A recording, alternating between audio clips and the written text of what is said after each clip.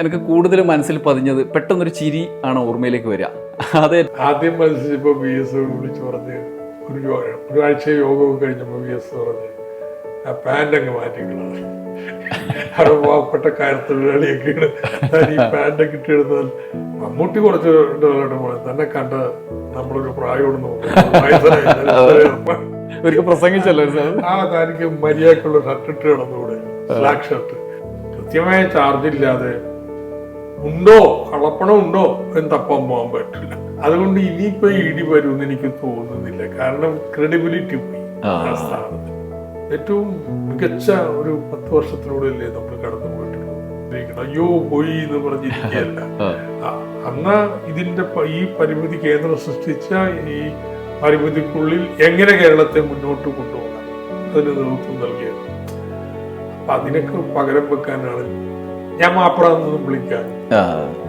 In the sense മുതലാളി പറയണത് കേൾക്കാൻ ബാധ്യസ്ഥനാണ്. ദേശാവലി ജോലിയത് ദേശാവലി പറയണത് എഴുതാൻ പറ്റുന്നത് ഇത് തന്നെയല്ല. അതങ്ങ് അംഗീകരിച്ചാൽ മതി. അതിനു വേണ്ടിയാ ചെയ്യണെന്ന്. മനുഷ്യന്മാരോട് എന്തിനാ നമ്മൾ എപ്പോഴും കയർക്കണേ? നമസ്കാരം. ന്യൂസ് അറ്റ് ഹൗസിന്റെ ടോക്ക് ഷോ വിത്ത് KV മധുവിലേക്ക് വീണ്ടും സ്വാഗതം. ഇന്നത്തെ അതിഥിക്ക് വിശദാംശങ്ങൾ ആവശ്യമില്ലാത്ത ആളാണ്. നമുക്ക് നേരെ അതിഥിയിലേക്ക് കടക്കാം. ഡോക്ടർ തോമസ് ഐസക്കാണ് അതിഥിയായി എത്തിയിരിക്കുന്നത്. സ്വാഗതം ഈ പരിപാടിയിലേക്ക്. നമ്മളിങ്ങനെ പൊതുവായ കാര്യങ്ങൾ സംസാരിച്ച് മുന്നോട്ട് പോകാന്നുള്ളതാണ് നമ്മുടെ ഒരു രീതി. അപ്പോൾ ഐസക് സഖാവിനെ കുറിച്ച് എനിക്ക് നേരിട്ട് നമ്മൾ അറിയാവുന്ന കാര്യങ്ങളുണ്ട്, നേരിട്ടുള്ള അനുഭവങ്ങളുണ്ട്. എൻ്റെ മനസ്സിൽ ഇപ്പോൾ ഈ ദിവസങ്ങളിലൊക്കെ ആലോചിച്ച് നോക്കിയപ്പോൾ ഞാൻ ഇങ്ങോട്ട് വരുമ്പോൾ ഇങ്ങനെ ആലോചിച്ചു എന്താ ചോദിക്കാമെന്നൊക്കെ. എനിക്ക് കൂടുതൽ മനസ്സിൽ പതിഞ്ഞത് പെട്ടെന്നൊരു ചിരി ആണ് ഓർമ്മയിലേക്ക് വരിക. അത് ഏറ്റവും പ്രധാനമായിട്ട് കോവിഡ് കാലത്ത് ചില പ്രസ് മീറ്റുകൾ, അന്ന് എല്ലാവരും ഇങ്ങനെ അന്തിച്ചു നിന്ന സമയത്ത്, പ്രതിസന്ധിയിൽ നിൽക്കുന്ന സമയത്ത് ആ ചിരി കേൾക്കാൻ നമ്മൾ ആഗ്രഹിച്ചിരുന്നൊരു കാലമുണ്ട്. അപ്പോൾ എല്ലാ പ്രശ്നങ്ങളെയും സമീപിക്കുമ്പോൾ ഒരു ചിരി ഉണ്ടാവുന്നുണ്ട്. എനിക്കൊന്ന് സാമൂഹ്യ നേതൃത്വങ്ങളിൽ ആവശ്യമുള്ളതായിട്ട് എനിക്ക് തോന്നിയിട്ടുണ്ട്. അത് പൊളിറ്റിക്കലി അംഗീകരിക്കുമെന്ന് എനിക്കറിയില്ല. അങ്ങനെ ഒരു ധൈര്യം ആ ചിരിയിൽ നിന്ന് കിട്ടാറുണ്ട്. ഈ ചിരിയെ കുറിച്ച് ആലോചിച്ചിട്ടുണ്ടോ? നമ്മള് ടെൻഷൻ അടിച്ച് കാണിച്ചിട്ട് ഒരിളവും ആരും തരാൻ പോണില്ല. So relax. പക്ഷെ കൂടുതൽ എനിക്ക് ചിരിക്കുന്നത് സാമ്പത്തിക കാര്യങ്ങൾ ചോദ്യങ്ങൾ വരുമ്പോഴാണ്. കോവിഡിനെ എങ്ങനെയാണ് നിങ്ങൾ ഫിനാൻസ് ചെയ്യാൻ പോകുന്നത്? എൻ്റെ വിഷയമാണെന്ന് ഞാൻ പഠിച്ചിട്ടുള്ളതാണ്. I M confident. അതുകൊണ്ട് ചിരിച്ചുകൊണ്ട് ചോദ്യങ്ങളെ അഭിമുഖീകരിക്കാൻ പറ്റും. അപ്പോൾ അത് വെറും ചിരിയല്ല കേട്ടോ, സംതിങ് നമ്മുടെ കോൺഫിഡൻസ് ഇന്ന് വരുന്നൊരു കാര്യം കൂടിയാണ്. രണ്ട് മനുഷ്യന്മാരോട് എന്തിനാ നമ്മൾ എപ്പോഴും കയർക്കണേ? ഇനി എതിരാളി വന്നാലും കൈ കൊടുത്ത് ചിരിച്ച് വർത്താനം പറയണം. അതിൻ്റെ ഒരു ഗുണം എന്താണെന്ന് വെച്ച് കഴിഞ്ഞാൽ എവിടെ പോയാലും ആളുകൾ വന്ന് വർത്താനം പറയും. ഇയാളുടെ അടുത്ത് പോയി വർത്താനം പറയാം, അതിനൊരു പ്രയാസമില്ല. അങ്ങനെ ഒരു കമ്മ്യൂണിക്കേഷൻ കൊടുത്തിട്ടുണ്ട്. ആക്സസിബിൾ ആണ്. എവിടെ വെച്ച് റെയിൽവേ സ്റ്റേഷൻ വെച്ചായാലും ചായ കുടിക്കാതിരിക്കുമ്പോഴായാലും വന്ന് എന്തെങ്കിലും ലോക കമന്റ് പറഞ്ഞ് പോകാൻ പറ്റുന്നൊരു കക്ഷിയാണ് എന്ന് ആൾക്കാർ കാണുന്നതിൽ സന്തോഷമുണ്ട്. അത് ഈ ധനതത്വം കൈകാര്യം ചെയ്യുന്ന ഒരാൾ കൂടിയാണല്ലോ. അപ്പോൾ സാധാരണ അങ്ങനെയുള്ള ആളുകളെ നമ്മൾ എങ്ങനെ കാണാറില്ല. എല്ലാവരും സൈദ്ധാന്തികമായിട്ടാണ് സംസാരിക്കുന്നത് കാണാം. അതൊക്കെ കൊണ്ടാണ് ഞാൻ ചോദിച്ചത്. പ്രത്യേകിച്ചും താങ്കൾ കൈകാര്യം ചെയ്ത വിഷയങ്ങൾ ഈ ഒരു സൈദ്ധാന്തിക ബലത്തിൽ തന്നെയാണെങ്കിലും കൈകാര്യം ചെയ്തതായി ജനങ്ങൾക്കറിയാവുന്ന വിഷയങ്ങൾ മുഴുവൻ അടിത്തട്ട് ജനതയെ തന്നെ സ്വാധീനിക്കുന്നതാണ്. ഇപ്പോൾ നേരിട്ട് കൊണ്ടുവന്ന ആളാണെന്നുള്ളതിനപ്പുറത്ത് ക്ഷേമ പെൻഷനെ ഫെമിലിയർ ആക്കിയതിൽ ഒരു ഉത്തരവാദിയാണത്. ജനകീയ ആസൂത്രണമായാലും എനിക്ക് തോന്നുന്നത് ഈ പട്ടിണി ഇല്ലാത്ത ഒരു സങ്കല്പത്തിലാണ് ഈ ഹോട്ടലുകളിലെ ജനകീയ ഹോട്ടലുകൾ ഇങ്ങനെ കുറേ കൺസെപ്റ്റുകൾ പച്ചക്കറിയുമായി ബന്ധപ്പെട്ട് മണ്ഡലത്തിൽ കൊണ്ടുവന്നത്. എൻ്റെ ഓർമ്മയിൽ പെട്ടെന്നുള്ളത് സ്വന്തം മണ്ഡലത്തിൽ കുറച്ച് കൊല്ലം മുന്നേ ഒരു ഈ പ്ലാസ്റ്റിക് ഇപ്പോൾ ഉള്ള ഈ ബോധവൽക്കരണത്തിൻ്റെ ഒക്കെ ഒരു തുടക്കകാലത്ത് സ്കൂളിൽ കുട്ടികൾ പ്ലാസ്റ്റിക് കൊണ്ടുവരാൻ വേണ്ടി ഒരു പരിപാടി തുടങ്ങിയത് ഉണ്ടാവുമല്ലോ അല്ലേ? എങ്ങനെയാണ് അങ്ങനെയുള്ള തീരുമാനങ്ങളിലേക്ക് എത്തുന്നത്, അത്തരം ആശയങ്ങൾ വരുന്നത്? രണ്ട് വശങ്ങളുണ്ട്. ഒന്ന്, ഞാൻ എന്ത് ചെയ്യുമ്പോഴേ ഒരു സ്വല്പം ഗവേഷണ ബുദ്ധി അതിൻ്റെ പുറകിലുണ്ട്. ഒരു പഠനത്തിൻ്റെ കൂടി ഭാഗമായിട്ടാണ് ചെയ്യുന്നത്. എൻ്റെ പുസ്തകങ്ങളൊക്കെ എൻ്റെ പ്രവർത്തനവുമായിട്ട് ബന്ധപ്പെട്ട് എഴുതിയിട്ടുള്ളതാണ്. സഹകരണ പ്രസ്ഥാനത്തെക്കുറിച്ച്, പബ്ലിക് ഫിനാൻസിനെ കുറിച്ച്, വിവിധ ഡെവലപ്മെന്റ് എക്സ്പീരിയൻസിനെ കുറിച്ച്, അധികാര വികേന്ദ്രീകരണത്തെ കുറിച്ച്, അല്ലെങ്കിൽ നോട്ട് നിരോധനത്തെ കുറിച്ച് ചില പ്രയോഗമായിട്ട് വളരെ ബന്ധപ്പെട്ട കാര്യം. അപ്പൊ ഞാൻ പ്രവർത്തിക്കുമ്പോൾ അങ്ങനെ ഒരു കണ്ണുണ്ട്, ഒരു പഠനത്തിന്റെ വിശകലനത്തിന്റെ. അല്ലെങ്കിൽ തൃപ്തി വരില്ല, വെറുതെ പ്രവർത്തിക്കാൻ പറ്റില്ല, എന്തെങ്കിലും അതിൻ്റെ ഒരു വിജ്ഞാന തലം ഉണ്ടാവണം. രണ്ടാമത്തത് അത് കൂടുതൽ പരിഷത്തിൽ നിന്ന് കിട്ടിയതാണ്. സത്യം പറയുകയാണെങ്കിൽ MB പരമേശ്വരനെ പോലുള്ളവരോടൊപ്പം പ്രവർത്തിച്ചിട്ട് കിട്ടിയതാണ്. അതിലളിതമായിട്ട് പറയാം, സ്വല്പം നമ്മൾ അതിൻ്റെ സാങ്കേതികത്വം വെളിപ്പെടുക്കേണ്ടി വന്നാലും കേട്ടിരിക്കുന്ന ആൾക്ക് മനസ്സിലാവണം എന്താ ഈ പറഞ്ഞത്. അതിന് എക്സംപ്ലറിയാണ് EMS. ചിന്തക്ക് യാതൊരു ആഴത്തിന് കുറവൊന്നുമില്ല. പക്ഷെ ലളിതമായ മലയാള പദങ്ങൾ ഉപയോഗിച്ച കാര്യങ്ങൾ വർത്താനം പറയാം. അത് ബോധപൂർവം അങ്ങനെ ലളിതമായിട്ട് പറയാൻ ഒരു പരിശ്രമം ചെയ്തിട്ടുണ്ട്. ഇത് രണ്ടും ഇതെല്ലാത്തിലും ഉണ്ട്. ഉദാഹരണത്തിന് ഒരു പ്രശ്നം, നഗരത്തിൽ മലിനീകരണം. ഇത് കൊണ്ടേക്ക് ഒട്ടിയിരുന്ന സർവോദയപുരം ജനസാമരം അടച്ചു. ഒരു വർഷക്കാലം അവിടെ സാഹിത്യം മുഴുവൻ കുഴിച്ചിട്ട് ഇനി കുഴിച്ചിടാൻ പറ്റത്തില്ല, ഉത്തരം കണ്ടെത്തിയേ പറ്റൂ. അവിടെയാണ് ആദ്യമായിട്ട് വികേന്ദ്രീകൃത സംസ്കരണം മാലിന്യത്തിന്റെ, അതിൻ്റെ എക്യുപ്മെന്റ്സും കാര്യങ്ങളും എല്ലാം. അപ്പൊ ഇത് വീട്ടിൽ നിന്ന് ഓരോ വീട്ടുകാരോടും പറയണ്ടേ ഇതെങ്ങനെയാ ചെയ്യാൻ പറ്റുക. So symbols thing. എല്ലാവരുടെ വീട്ടിൽ നിന്നും കുട്ടികൾ പഠിക്കാൻ വരുന്നുണ്ട്. അപ്പോൾ കുട്ടിയോട് പറയാ, വീട്ടിലെ പ്ലാസ്റ്റിക് തരംതിരിച്ച് കൊണ്ടുവരാം, അതിനെക്കുറിച്ച് എസ്സേ എഴുതുക, കിലോയ്ക്ക് 10 രൂപ വെച്ച് പുസ്തകം മേടിക്കാൻ വർഷാവസാനം തരം തരും. അപ്പോൾ പിള്ളേർ വീട്ടിൽ നിന്ന് കൊണ്ടുവരും, എന്തൊക്കെ വേസ്റ്റ് ആണെന്ന് തരംതിരിച്ച് പേപ്പർ എഴുതും. വീട്ടുകാരൊക്കെ ചോദിക്കും എന്താണ് ഈ പ്ലാസ്റ്റിക് എല്ലാം കൊണ്ടുപോകണം. അപ്പോൾ അങ്ങനെയല്ല, ഈ പ്ലാസ്റ്റിക് ആഗോള താപനത്തിന് വഴി കളിക്കും, അതെങ്ങനെയാണെങ്കിലും മലിനീകരണമാണ് എന്നൊക്കെ കൊച്ചു പറഞ്ഞു കൊടുക്കും. പിള്ളേര് പറയണത് അച്ഛനും അമ്മയും കൗതുകം എന്തൊക്കെയാ ഈ പറയണത് എന്നുള്ള ചിന്തയില്ല. അതേസമയം നമ്മൾ ക്ലാസ് എടുക്കാൻ പോയാൽ പറ്റുമോ? സോ ഈ ലളിതമായിട്ട് മനുഷ്യനോട് കമ്മ്യൂണിക്കേറ്റ് ചെയ്യുന്നതിന്റെ ഭാഗമായിട്ട് ഇത്തരത്തിലുള്ള രീതികൾ പലതും അവലംബിക്കേണ്ടി വന്നില്ല. ഇഫക്റ്റീവായിരുന്നു. ആലപ്പുഴയാണ് യഥാർത്ഥത്തിൽ ആദ്യമായിട്ട് വികേന്ദ്രീകരണ മാലിന്യ സംസ്കരണത്തിന്റെ ഒരു പരീക്ഷണം നടത്തിയത്. അവിടെ നിന്നാണ് ബാക്കിയുള്ള സ്ഥലത്തേക്ക് കൊണ്ടുപോയത്. ഇത്രയും ചെയ്തു. സോ അതിനെക്കുറിച്ചൊരു പുസ്തകം എഴുതി.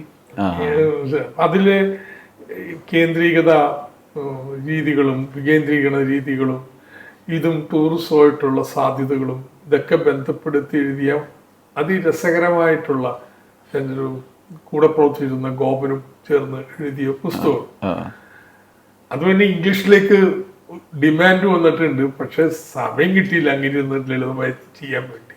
അപ്പൊ എപ്പോഴും ഇങ്ങനെ നമ്മൾ ചെയ്യണേ, പ്രായോഗികമായൊരു കാര്യം അത് ചെയ്തുകൊണ്ടിരിക്കുമ്പോൾ അതിൻ്റെ ഒരു വൈജ്ഞാനിക തലം നമ്മുടെ മനസ്സിൽ എപ്പോഴും ഉണ്ടാവും. അങ്ങനെ പിന്നെ ആർക്കും മനസ്സിലാത്ത രീതി വർത്താനം പറയല്ല. വർത്താനം നാട്ടുകാരോട് പറയുമ്പോൾ കഴിയുന്നത്ര ലളിതമായിട്ട്, അത് സാമ്പത്തിക കാര്യങ്ങളാണെങ്കിലും വലിയ വളച്ചുകെട്ടൊന്നും ഇല്ലാതെ മനസ്സിലാവുന്ന ഭാഷയിൽ സംസാരിക്കാൻ ശ്രമിക്കാം. അതുകൊണ്ടുള്ള ഒരു രസം എൻ്റെ ഓർമ്മയിൽ വന്നത്, ശതകോടികളുടെ കണക്കാണല്ലോ പറയാം. അപ്പോൾ സാധാരണ അങ്ങനെ നമ്മൾ നേരിട്ട് ഇത്ര കൂടി അവിടെ നിന്ന് നമ്മൾ 100 രൂപ കൊടുക്കാന്നൊക്കെ പറയുന്ന പോലെ ധനമന്ത്രി വന്നിരുന്ന് പറയണം. അപ്പോൾ ഈ വിമർശകർ അതിനെ പരിഹാസമാക്കിയിട്ട് എടുക്കും. അവിടെ നിന്ന് ഇത്ര കൂടി എടുത്ത് ഇവരെ കൊടുക്കാറുണ്ട്, ഐസക്കാണ് അതിൻ്റെ ആള് എന്ന് പറഞ്ഞിട്ട് പരിഹാസമാക്കിയിട്ട് കൊടുക്കും. അത്തരത്തിലുള്ള പരിഹാസങ്ങളെ ശ്രദ്ധിക്കാറുണ്ടാവും.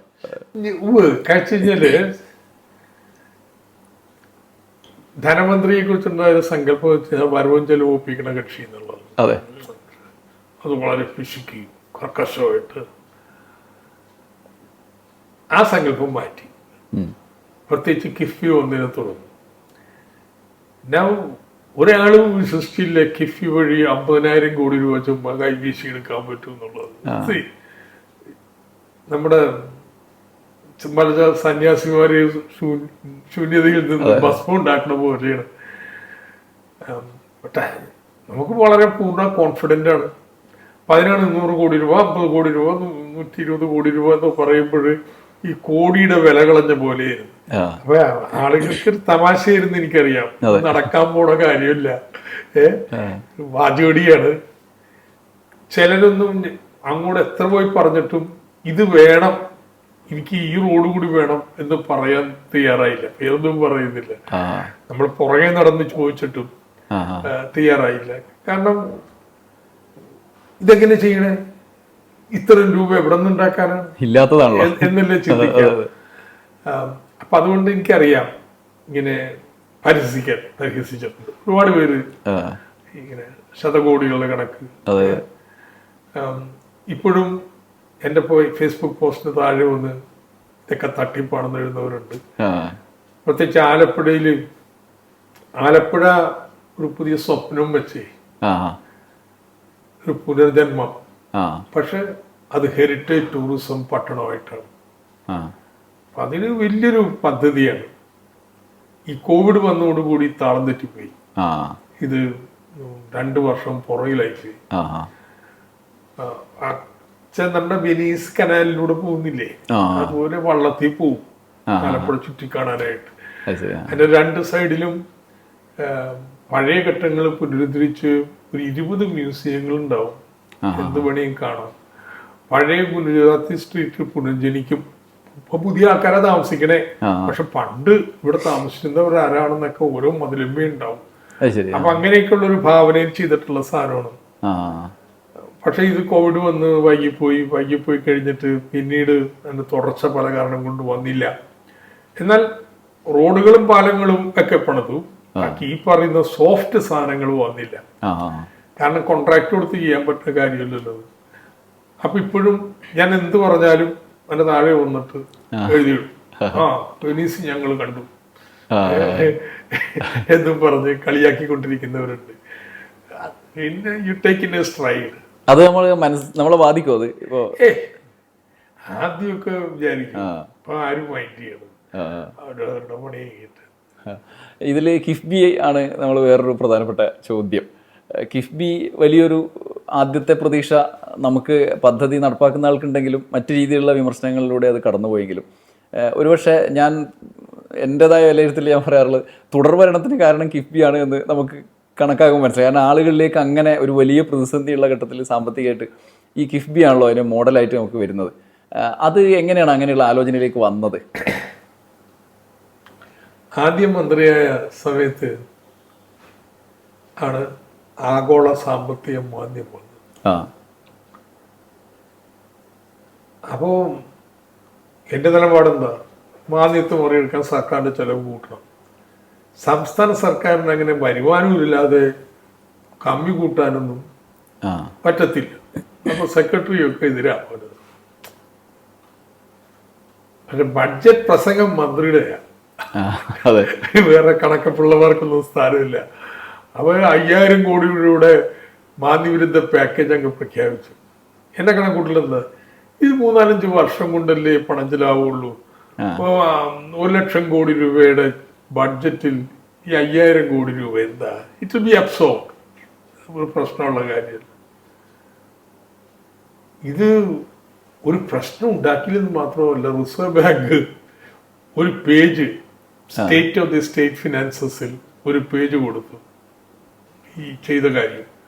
സംസ്ഥാനത്തിന്റെ അപ്പൊ കോൺഫിഡൻസ് ആയപ്പോ നമ്മൾ വിചാരിച്ചു വന്ന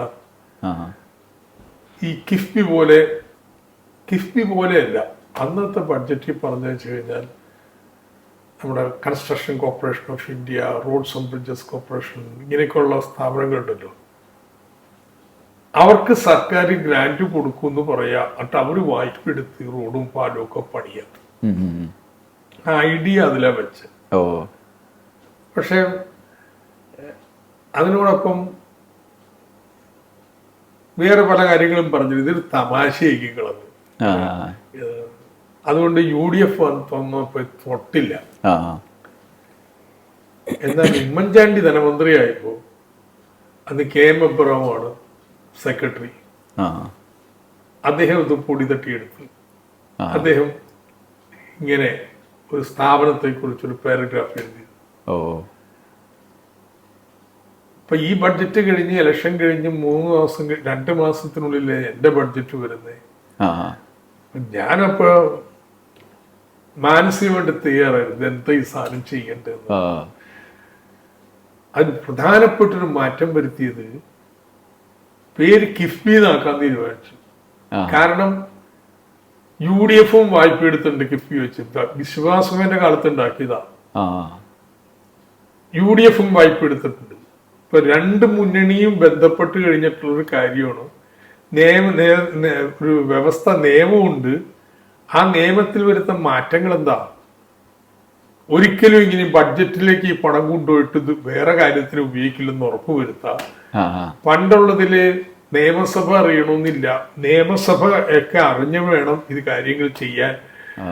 ഇത്തരത്തിൽ സുതാര്യതയും അക്കൗണ്ടബിലിറ്റിയും ഉറപ്പുവരുത്തുന്ന, എന്നാൽ ഇതിന്റെ ഫിനാൻഷ്യൽ സർക്കാരിന്റെ ബഡ്ജറ്റിൽ നിന്ന് മയറിട്ട് നിൽക്കുന്ന ഒന്നായിട്ട് ഉള്ള ഭേദഗതികളാണ്. ഒരു ഭേദഗതി എതിർക്കാൻ പറ്റത്തില്ല. അങ്ങനെയാണ് ഇത് വിഭാവന ചെയ്തത്. സോ ബൈ പാർട്ടിസാൻ പിന്തുണയുണ്ട്, എല്ലാവരും അംഗീകരിച്ചു. ആർക്കും ഇതിൽ വിശ്വാസമില്ല ഇത്രയും പണം നമുക്ക് ഉണ്ടാക്കാൻ പറ്റും എന്നുള്ളത്. യഥാർത്ഥത്തില് മണി മാർക്കറ്റിലും വിശ്വാസമില്ല. ഈ ബാങ്കുകൾ കാര്യങ്ങൾ പോയിട്ട് ചോദിച്ചാലും അവർക്കും ഈ മോഡലൊക്കെ ശരി, സർക്കാർ തരാൻ പോകുന്ന ഫ്യൂച്ചർ ഗ്രാന്റുകളെ ഇന്ന് സെക്യൂരിറ്റൈസ് ചെയ്താണ് പണം കൊടുക്കണെന്നൊക്കെ പറഞ്ഞാലൊക്കെ അവർക്ക് മനസ്സിലാവുമെങ്കിലും ഒരു ഉറപ്പില്ലായ്മയുണ്ട്. അത് തീർക്കാനേ യഥാർത്ഥത്തിൽ ഈ മസാല ബോണ്ട് എടുക്കാൻ പോയത്. കാരണം വെച്ച് കഴിഞ്ഞാൽ ആർക്കും പോയിട്ട് ലണ്ടൻ സ്റ്റോക്ക് അവിടെ വിപണിയിൽ നിന്ന് മസാല ബോണ്ട് ഇറക്കി പൈസ മേടിക്കാൻ പറ്റത്തില്ല. അതിന് ഒരുപാട് നടപടിക്രമങ്ങളൊക്കെ ഉണ്ട്. ഇന്ത്യയിൽ ഒരു പൊതുമേഖലാ സ്ഥാപനവും മേടിച്ചിട്ടില്ല. അപ്പോഴാണ് നമ്മള് പോയി മേടിക്കണം. നിയമം അനുവദിക്കുന്നത് പോയി മേടിക്കാൻ. അത് വലിയ സന്ദേശം നൽകി. ഇത്തരത്തിൽ വിദേശ വിപണികളുടെ പോലും വിശ്വാസ്യത നേടാൻ കഴിഞ്ഞ ഒരു ധനകാര്യ സ്ഥാപനമാണ് കിഫ്ബി എന്നുള്ളത്. അതുകൊണ്ട് കിഫ്ബിക്ക് പണത്തിന് ഒരു ബുദ്ധിമുട്ട് ഒന്നുമില്ല. നമുക്ക് ആവശ്യത്തിനുള്ള വെള്ളം കിട്ടും. സോ ഇതൊരു വിസ്മയകരമായ മാറ്റം കേരളത്തിൽ കൊണ്ടുവന്നത്. പക്ഷെ ഇത്രയും ഇങ്ങനെ ചെയ്യാൻ കഴിഞ്ഞത് നമുക്ക് സിദ്ധാന്തം അറിഞ്ഞാൽ പോരാ, കാഴ്ചപ്പാട് അറിഞ്ഞാൽ പോരാ, ചെയ്യാൻ അറിയണം. അത് ഡോക്ടർ KM അബ്രഹാമിന് അറിയാം. അദ്ദേഹം സെബിയിലുണ്ടായിരുന്നു. അദ്ദേഹം അക്കാഡമിക് ആയിട്ട് ഈ കാര്യങ്ങൾ പഠിച്ചിട്ടുണ്ട്. സോ ഇതെങ്ങനെയാണ് how to get around all this,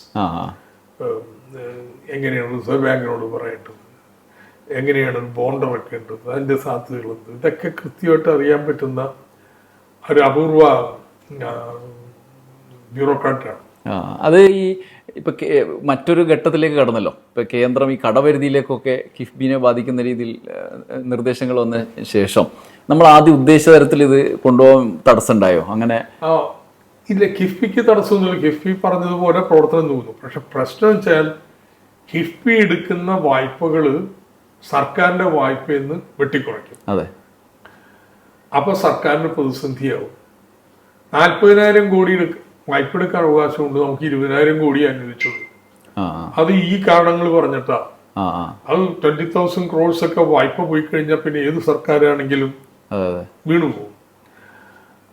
അതിപ്പോ കേസ് കൊടുത്ത് കുറച്ചൊക്കെ നമ്മൾ മേടിച്ചു. 13,000 കോടി അവർ അനുവദിക്കേണ്ടി വന്നു. ചില കാര്യങ്ങൾ തടഞ്ഞു വെച്ചതൊക്കെ മാറ്റേണ്ടി വന്നു. എന്നാലും കിഫ്ബിയിൽ വായ്പ എടുത്താൽ സർക്കാർ വായ്പ എടുക്കുന്ന പോലെയാണ് എന്നാണ് കേന്ദ്രം വാദിക്കുന്നത്. അത് ഭരണഘടനാ ബെഞ്ചിന് പോയിരിക്കുകയാണ്. 2 വാദമുള്ളത്. ഓക്കെ, ഇപ്പോഴാണല്ലോ നിങ്ങൾ ഇങ്ങനെ ക്ലാരിഫൈ ചെയ്തത്. ഇതുവരെയും ചെയ്തിട്ടില്ലല്ലോ. കിഫ്ബി ശിവദാസന്റെ കാലത്തും ഒരു വായ്പ എടുക്കുന്ന ഇതുവരെയും അതിനെ പിടിച്ചിട്ടില്ലല്ലോ. അപ്പൊ ഇങ്ങനെ പൂർവകാല പ്രാബല്യം കൊടുക്കുന്നത് നിയമം മാറ്റിയപ്പോ അന്ന് മുതലേ പാടുള്ളൂ. ഇതാണ് ഒരു വാദം. രണ്ടാമത്തത്, 2 താപ്പ് എങ്ങനെയാ? ദേശീയപാത അതോറിറ്റി വായ്പ എടുക്കുന്നതും കിഫ്ബി വായ്പ എടുക്കുന്നതും തമ്മിൽ വ്യത്യാസം എന്താ? അപ്പോഴാണ് കേന്ദ്രത്തിന്റെ വാദം. കിഫ്ബി സർക്കാരിന്റെ ഗ്രാന്റിന്റെ അടിസ്ഥാനത്തിലേ ഉള്ളൂ, സ്വയം പണം ഉണ്ടാക്കുന്നില്ല. നഹായി അങ്ങനെയല്ല.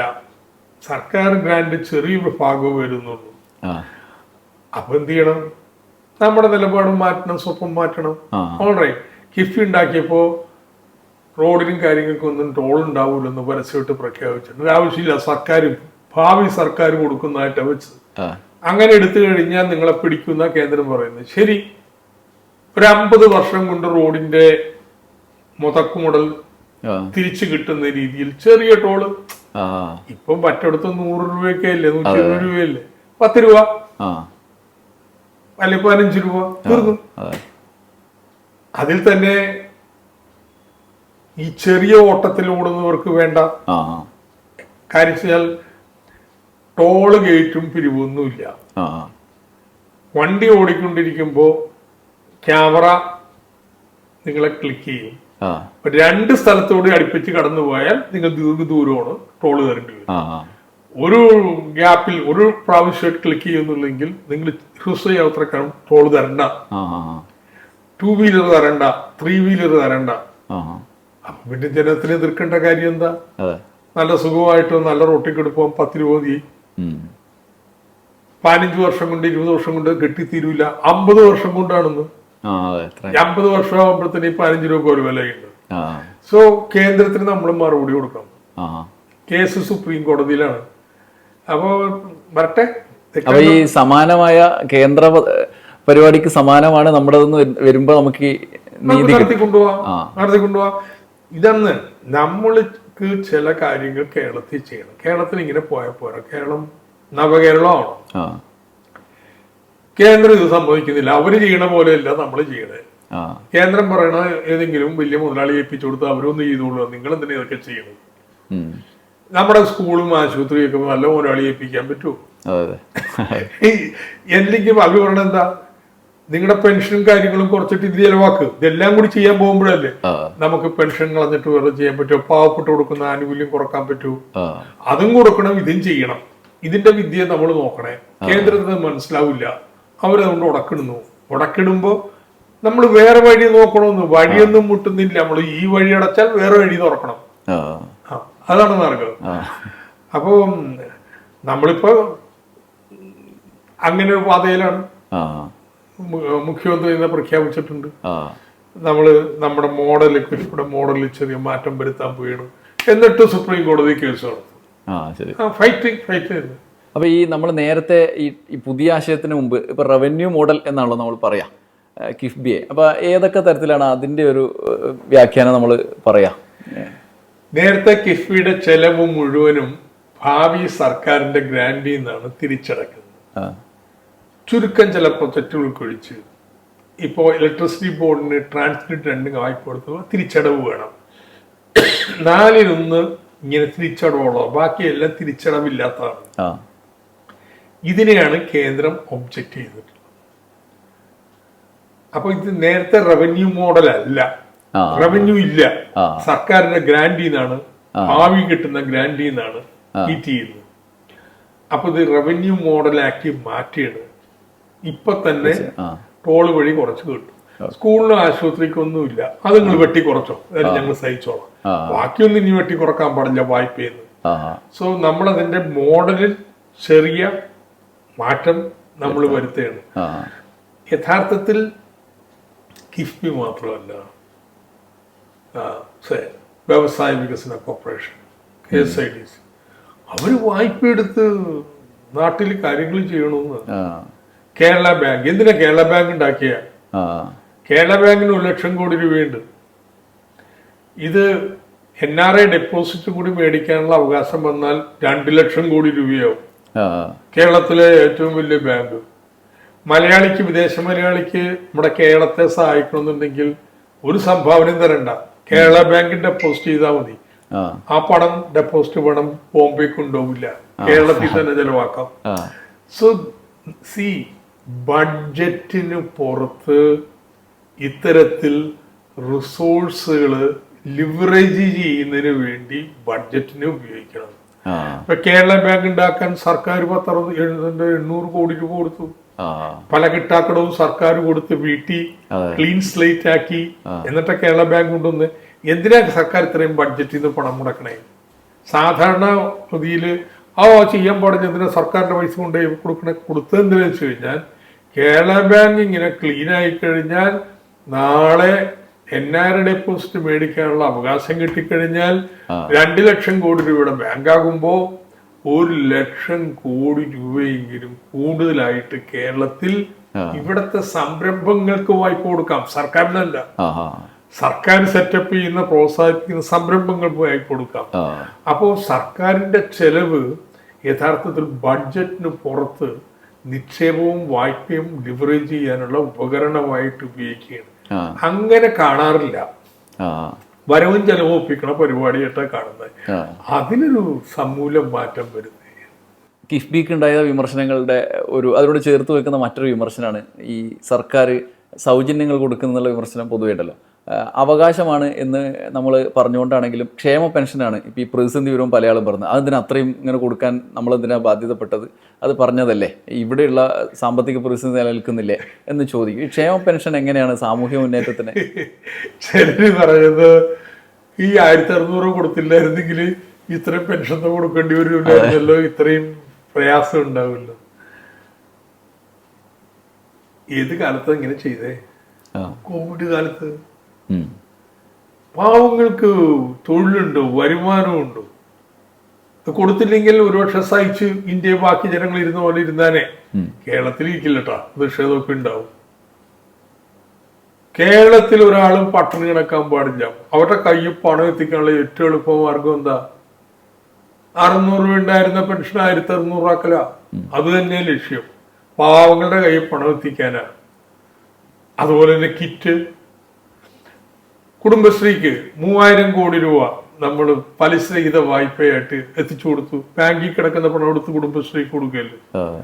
സോ അന്നത്തെ ഒരു സാഹചര്യത്തിൽ ജനങ്ങൾക്ക് ഇങ്ങനെ അത്താണിയായിട്ട് മാറാൻ കഴിയുന്നില്ല. ഒരു ഇടതുപക്ഷ സർക്കാരെങ്കിൽ പിന്നെ എന്ത് ഇടതുപക്ഷ സർക്കാർ? 2, 1600 രൂപ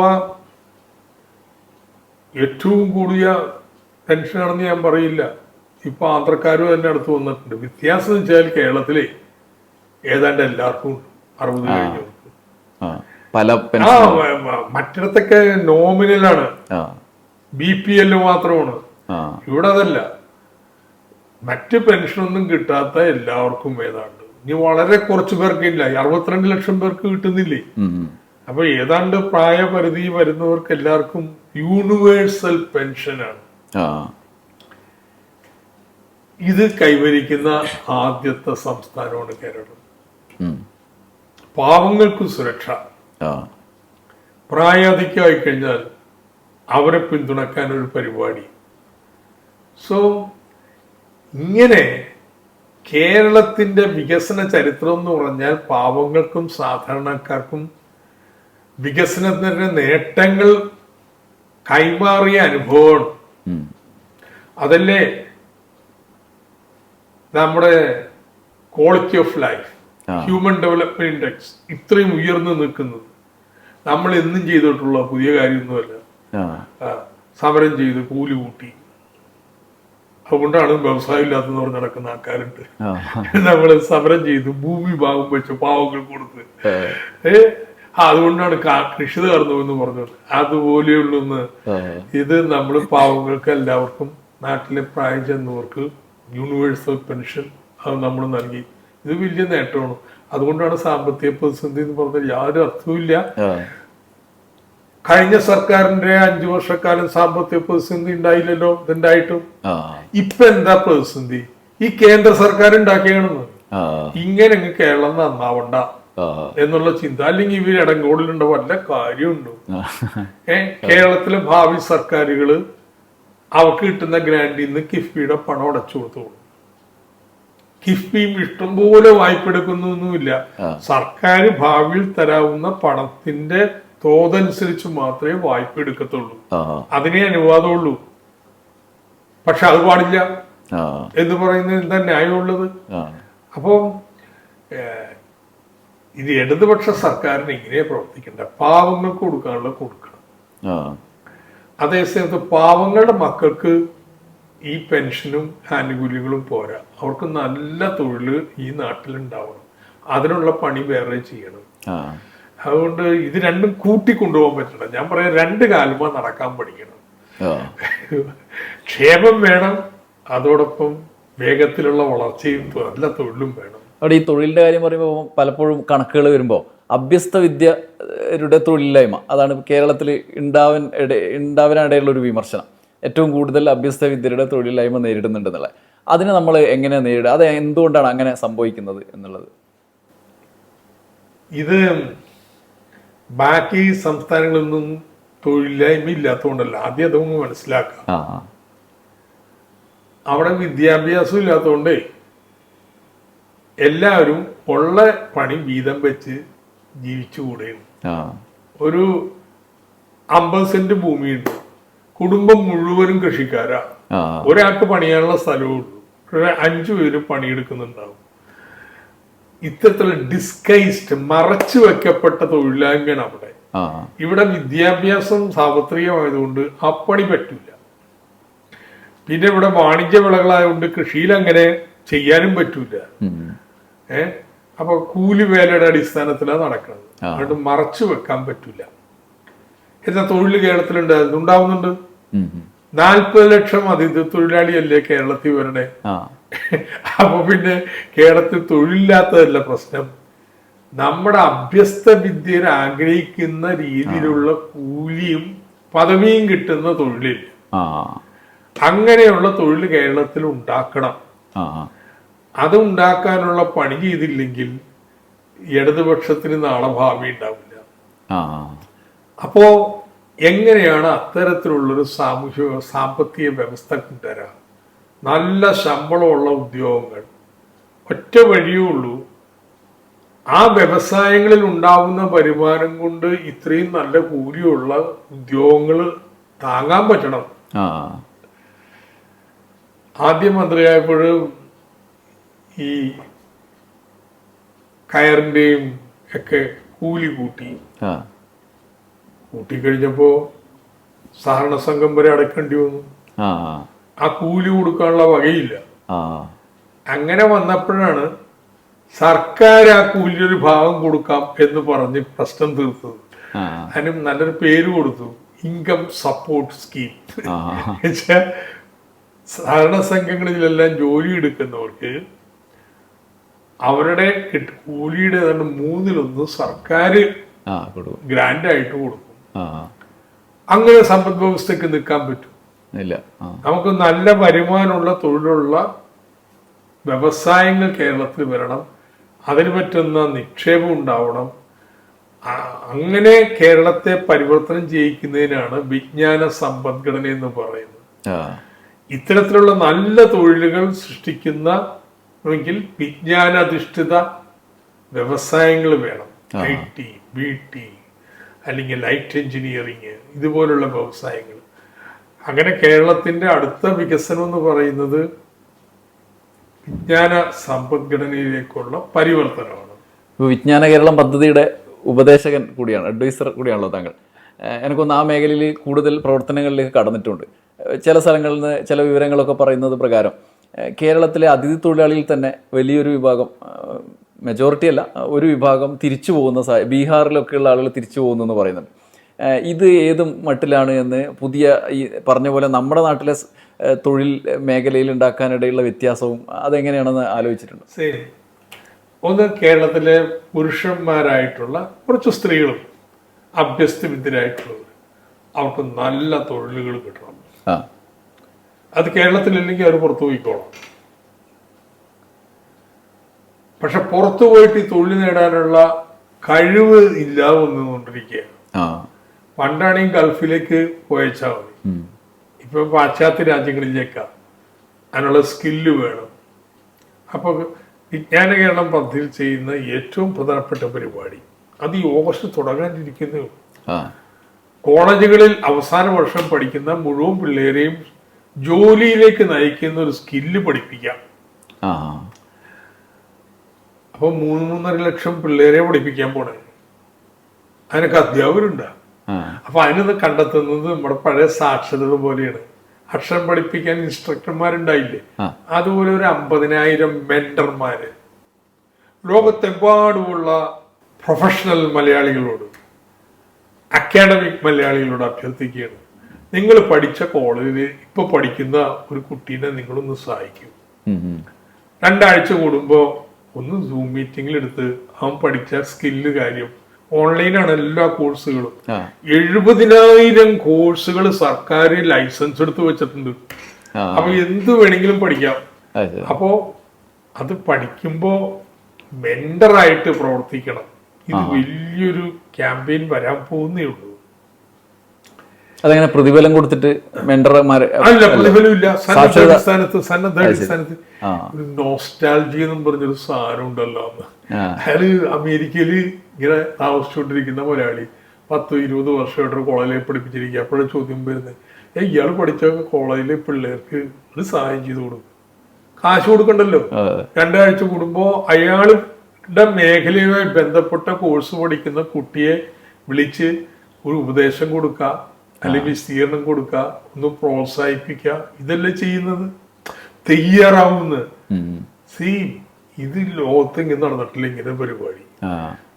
നമ്മുടെ മലയാളികൾ മുഴുവൻ കേരളത്തിലൊരു അഭിമാനം കൊള്ളാം. എന്റെ നാട്, അവിടെയുള്ള വിദ്യാഭ്യാസത്തെ ഇങ്ങനെ പരിവർത്തനം ചെയ്യാൻ ഞങ്ങൾക്കെല്ലാം ഒരു പങ്ക്. കേരളത്തിലുള്ള chartered accountants, cost accountants, company secretaries, tax സ്പെഷ്യലിസ്റ്റുകൾ, എഞ്ചിനീയർമാര്, ഇങ്ങനെയുള്ള എല്ലാ തുറകളിലും പെട്ടവർക്ക് ഇതിൽ പങ്കാളികളാവാം. അതിന്റെ ക്യാമ്പയിൻ തുടങ്ങാൻ പോണേ ഉള്ളൂ. എല്ലാം സെറ്റ് ചെയ്ത് ഓർഡറുകളൊക്കെ വരുന്നേ ഉള്ളൂ. അപ്പൊ ഇങ്ങനെയുള്ള നല്ല തൊഴിലുകളിലേക്ക് ഈ അഭ്യസ്തവിദ്യരായ ആളുകൾ, പുരുഷന്മാര് പോകത്തുള്ളൂ. ഇതൊരു സൈഡ്. വേറൊരു സൈഡ് ഉണ്ട്, അതിനെ കുറിച്ചാ നിങ്ങൾ ചോദിച്ചത്. കേരളത്തിലെ വീട്ടമ്മമാര്, സ്ത്രീകള്, ഒരു 25% സ്ത്രീകളെ ജോലി ചെയ്യുന്നുള്ളൂ. പുരുഷന്മാരിൽ 70% പേര് ജോലി ചെയ്യുന്നുണ്ട്. ഇവര് വീട്ടമ്മമാരായിട്ടിരിക്കുക. പുരുഷന്മാരെ കൂടുതൽ വിദ്യാഭ്യാസം ഉണ്ട്. ഒരു കുട്ടിയൊക്കെ ആയി അവര് സ്കൂളിൽ പോയി തുടങ്ങി കഴിഞ്ഞാൽ പിന്നെ അതിന്റെ ചെലവും കൂടി ഒരു 15,000 രൂപ 10,000 രൂപ ഉണ്ടെങ്കിൽ ജോലി ചെയ്യാൻ തയ്യാറാണ്. പ്രത്യക്ഷത്തിൽ അവർക്ക് തൊഴിൽ അനിവാര്യമല്ല, എന്നാലും അത് ബോധം അവർക്ക് അനിവാര്യം വെച്ച് കഴിഞ്ഞിട്ടുണ്ടെങ്കിൽ ആവശ്യമുണ്ട്. എന്റെ ഒരു അനുഭവം പറയാം. തൃശ്ശൂര് അവിടുത്തെ തൊഴിൽമേഖലയുടെ യോഗം, വലിയൊരു യോഗം നടന്നിട്ടാണ്. അപ്പോ ഒരു സ്ത്രീ ഇടയ്ക്ക് എന്നോട് വന്ന് ചോദിച്ചു, കുട്ടിയുണ്ട് തോളത്ത്, ഒരു ഹരിതകർമ്മസേനയിൽ എനിക്കൊരു ജോലി തരപ്പെടുത്തി തരുമോ വഴി? പറഞ്ഞു, സൗകര്യം അത് പറ്റില്ല, അത് പഞ്ചായത്ത് ചെയ്യണതാ. നിങ്ങൾ എന്തുവരെ പഠിച്ചിട്ടുണ്ട്? MSc ബയോടെക്നോളജി ഇൻഫോർമാറ്റിക്സ് ആണ് കേട്ടോ. ഈ ലെവല് ചെയ്യാ. അപ്പൊ അതുകൊണ്ട് നമ്മൾ ചെയ്യാൻ പോണെന്നറിയാം, കേരളത്തിലെ തൊഴിൽ സംരംഭകരോടൊക്കെ അഭ്യർത്ഥിക്കണം, നാട്ടിലെ വീട്ടമ്മമാരായ സ്ത്രീകളെ നിങ്ങൾ തൊഴിലെടുക്കും. അപ്പോ പറ്റിയില്ലെങ്കിൽ ഞങ്ങൾ കണ്ടുപിടിച്ചു തരാം. എന്നിട്ടോ ആ തൊഴിൽ ചെയ്യാനുള്ള സ്കില്ല് ഞങ്ങൾ പരിശീലിപ്പിക്കും. അപ്പൊ ഈ സ്ത്രീയോട് ഞാൻ ചോദിച്ചു, നിങ്ങൾ മണ്ണുത്തിയിലല്ലേ, അവിടെ എത്രയോ നേഴ്സറികളുണ്ട്, അവിടെ എവിടെയെങ്കിലും ജോലിക്ക് പോയിക്കൂടി, എന്തിനീ ഹരിതകർമ്മസേനക്ക് പോകണം?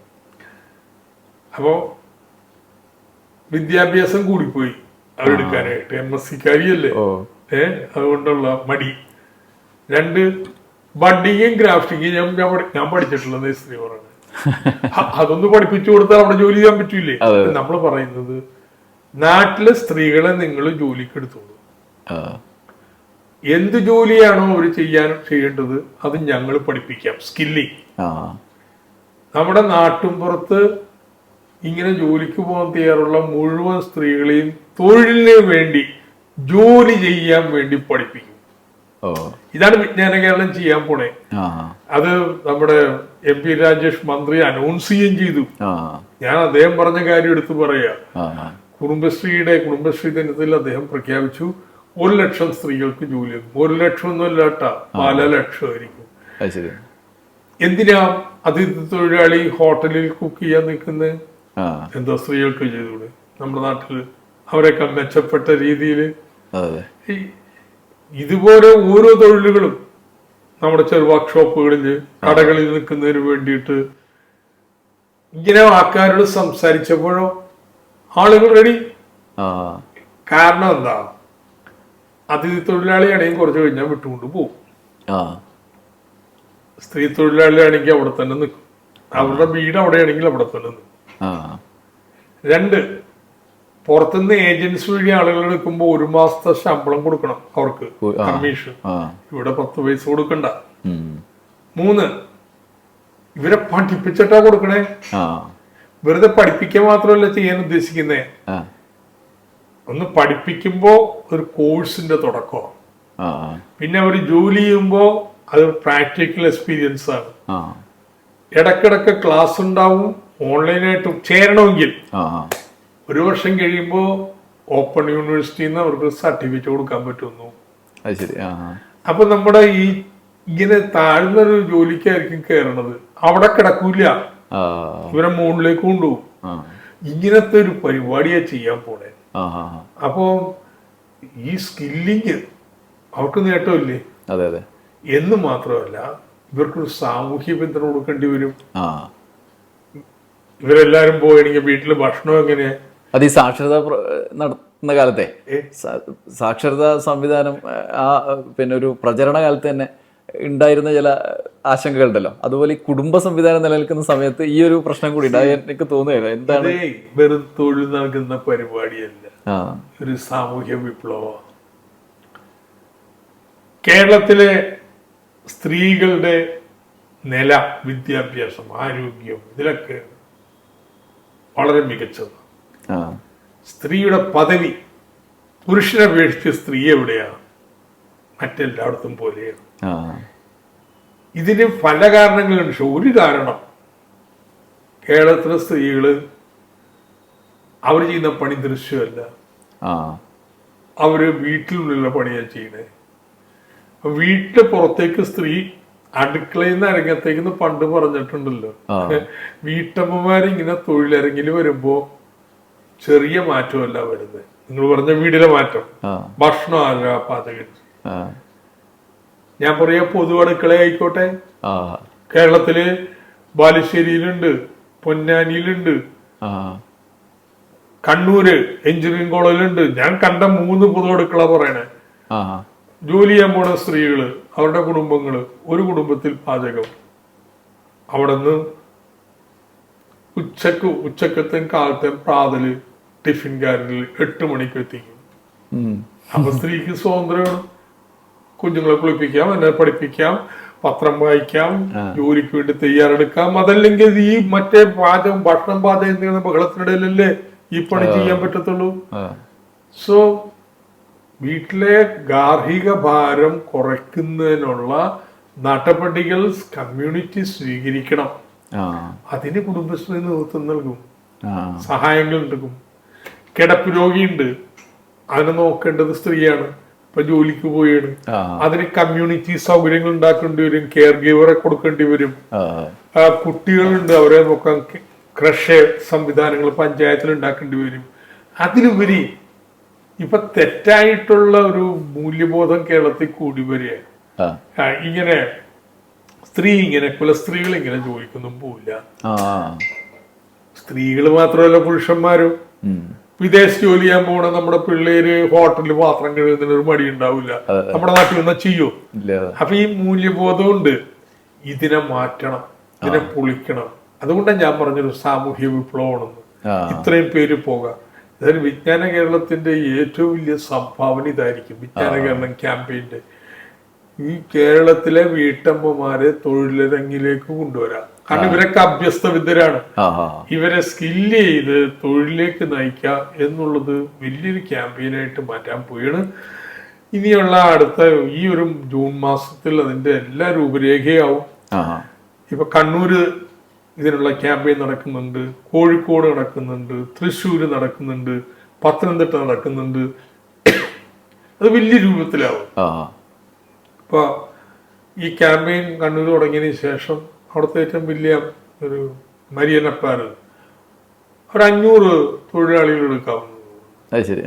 വളപട്ടണത്തെ വെസ്റ്റേൺ ഇന്ത്യ പ്ലൈവുഡ് അവിടുത്തെ മായൻ മുഹമ്മദ് പറഞ്ഞു അവർ 200-300 പേര് എടുക്കാം സ്ത്രീകളെ.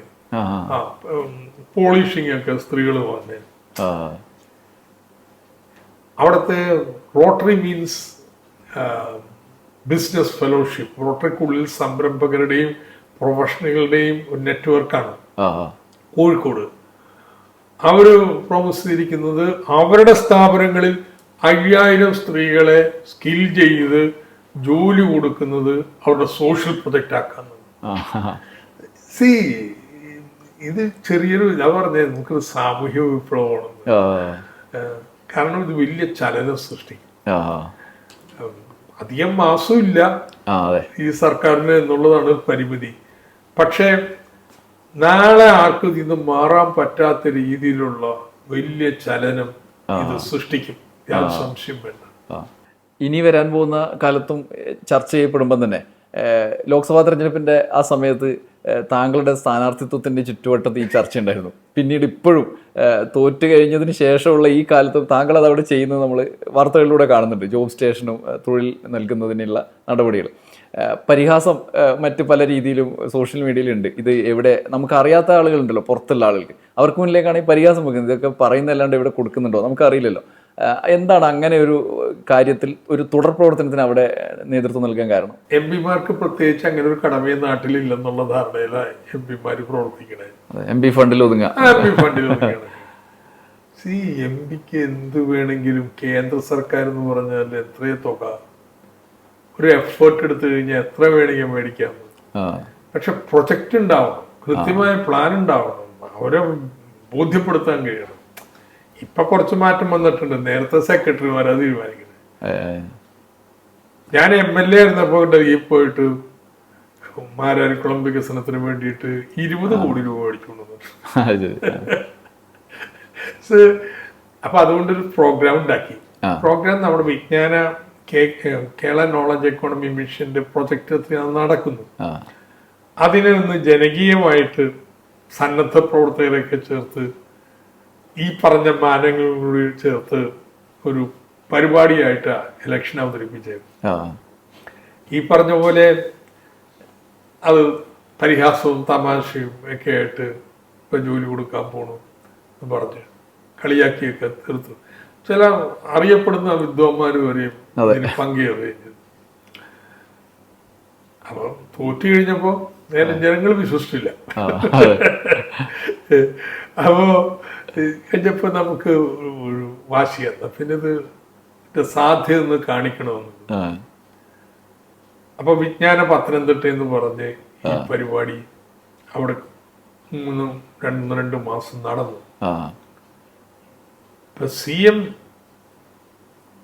ഇങ്ങനെ നോളജ് എക്കോണമി മിഷന്റെയും KDSKിന്റെയും പ്രവർത്തനങ്ങൾ ഈ മാതൃകയിലേക്ക് മാറ്റണം എന്ന് നിർദ്ദേശിച്ചു. അദ്ദേഹം മറ്റേതിനെ വിലയിരുത്തി കാണണം. അപ്പോ അതിന്റെ അടിസ്ഥാനത്തിൽ ഒരു 4 മാസം മുമ്പ് ഞാൻ ഈ പ്രവർത്തനത്തിലേക്ക് വന്നു. അപ്പം നേരത്തെ മാരാരിക്കുളത്തുണ്ടായിരുന്നപ്പോൾ ഇത് തന്നെ ചെയ്തിട്ടുള്ളൂ. പത്തനംതിട്ടയിൽ അങ്ങനെ അങ്ങനെ ഒരു പരിപാടി പത്തനംതിട്ടക്ക് ആവിഷ്കരിച്ചതാണ്. അല്ല, പ്രാവർത്തികമാവുന്ന എത്രമാത്രം? എല്ലാവരും സ്വമേധയെ തന്നെ വിദേശത്ത് പോകുന്നവരാണ്. അപ്പൊ ഈ തൊഴിലില്ലായ്മയുടെ തീവ്രത മറ്റുള്ളിടത്ത് പോലെ ഇല്ല. അതുകൊണ്ട് വിചാരിച്ച പോലെ തൊഴിൽ എണ്ണം വന്നില്ല. പക്ഷെ 2100 പേർക്ക് ജോലി നൽകാൻ പറ്റിയിട്ടുണ്ട്. കുറച്ച് കഴിഞ്ഞപ്പോഴാണ് ഈ സ്ത്രീകളുടെ സീരിയസ് ആയിട്ട് ഏറ്റെടുത്തത്. ആ പരിപാടി ഇപ്പൊ നടക്കുന്നുണ്ട്. അതിപ്പോ കേരളം മുഴുവനും വന്നിരിക്കുകയാണ്.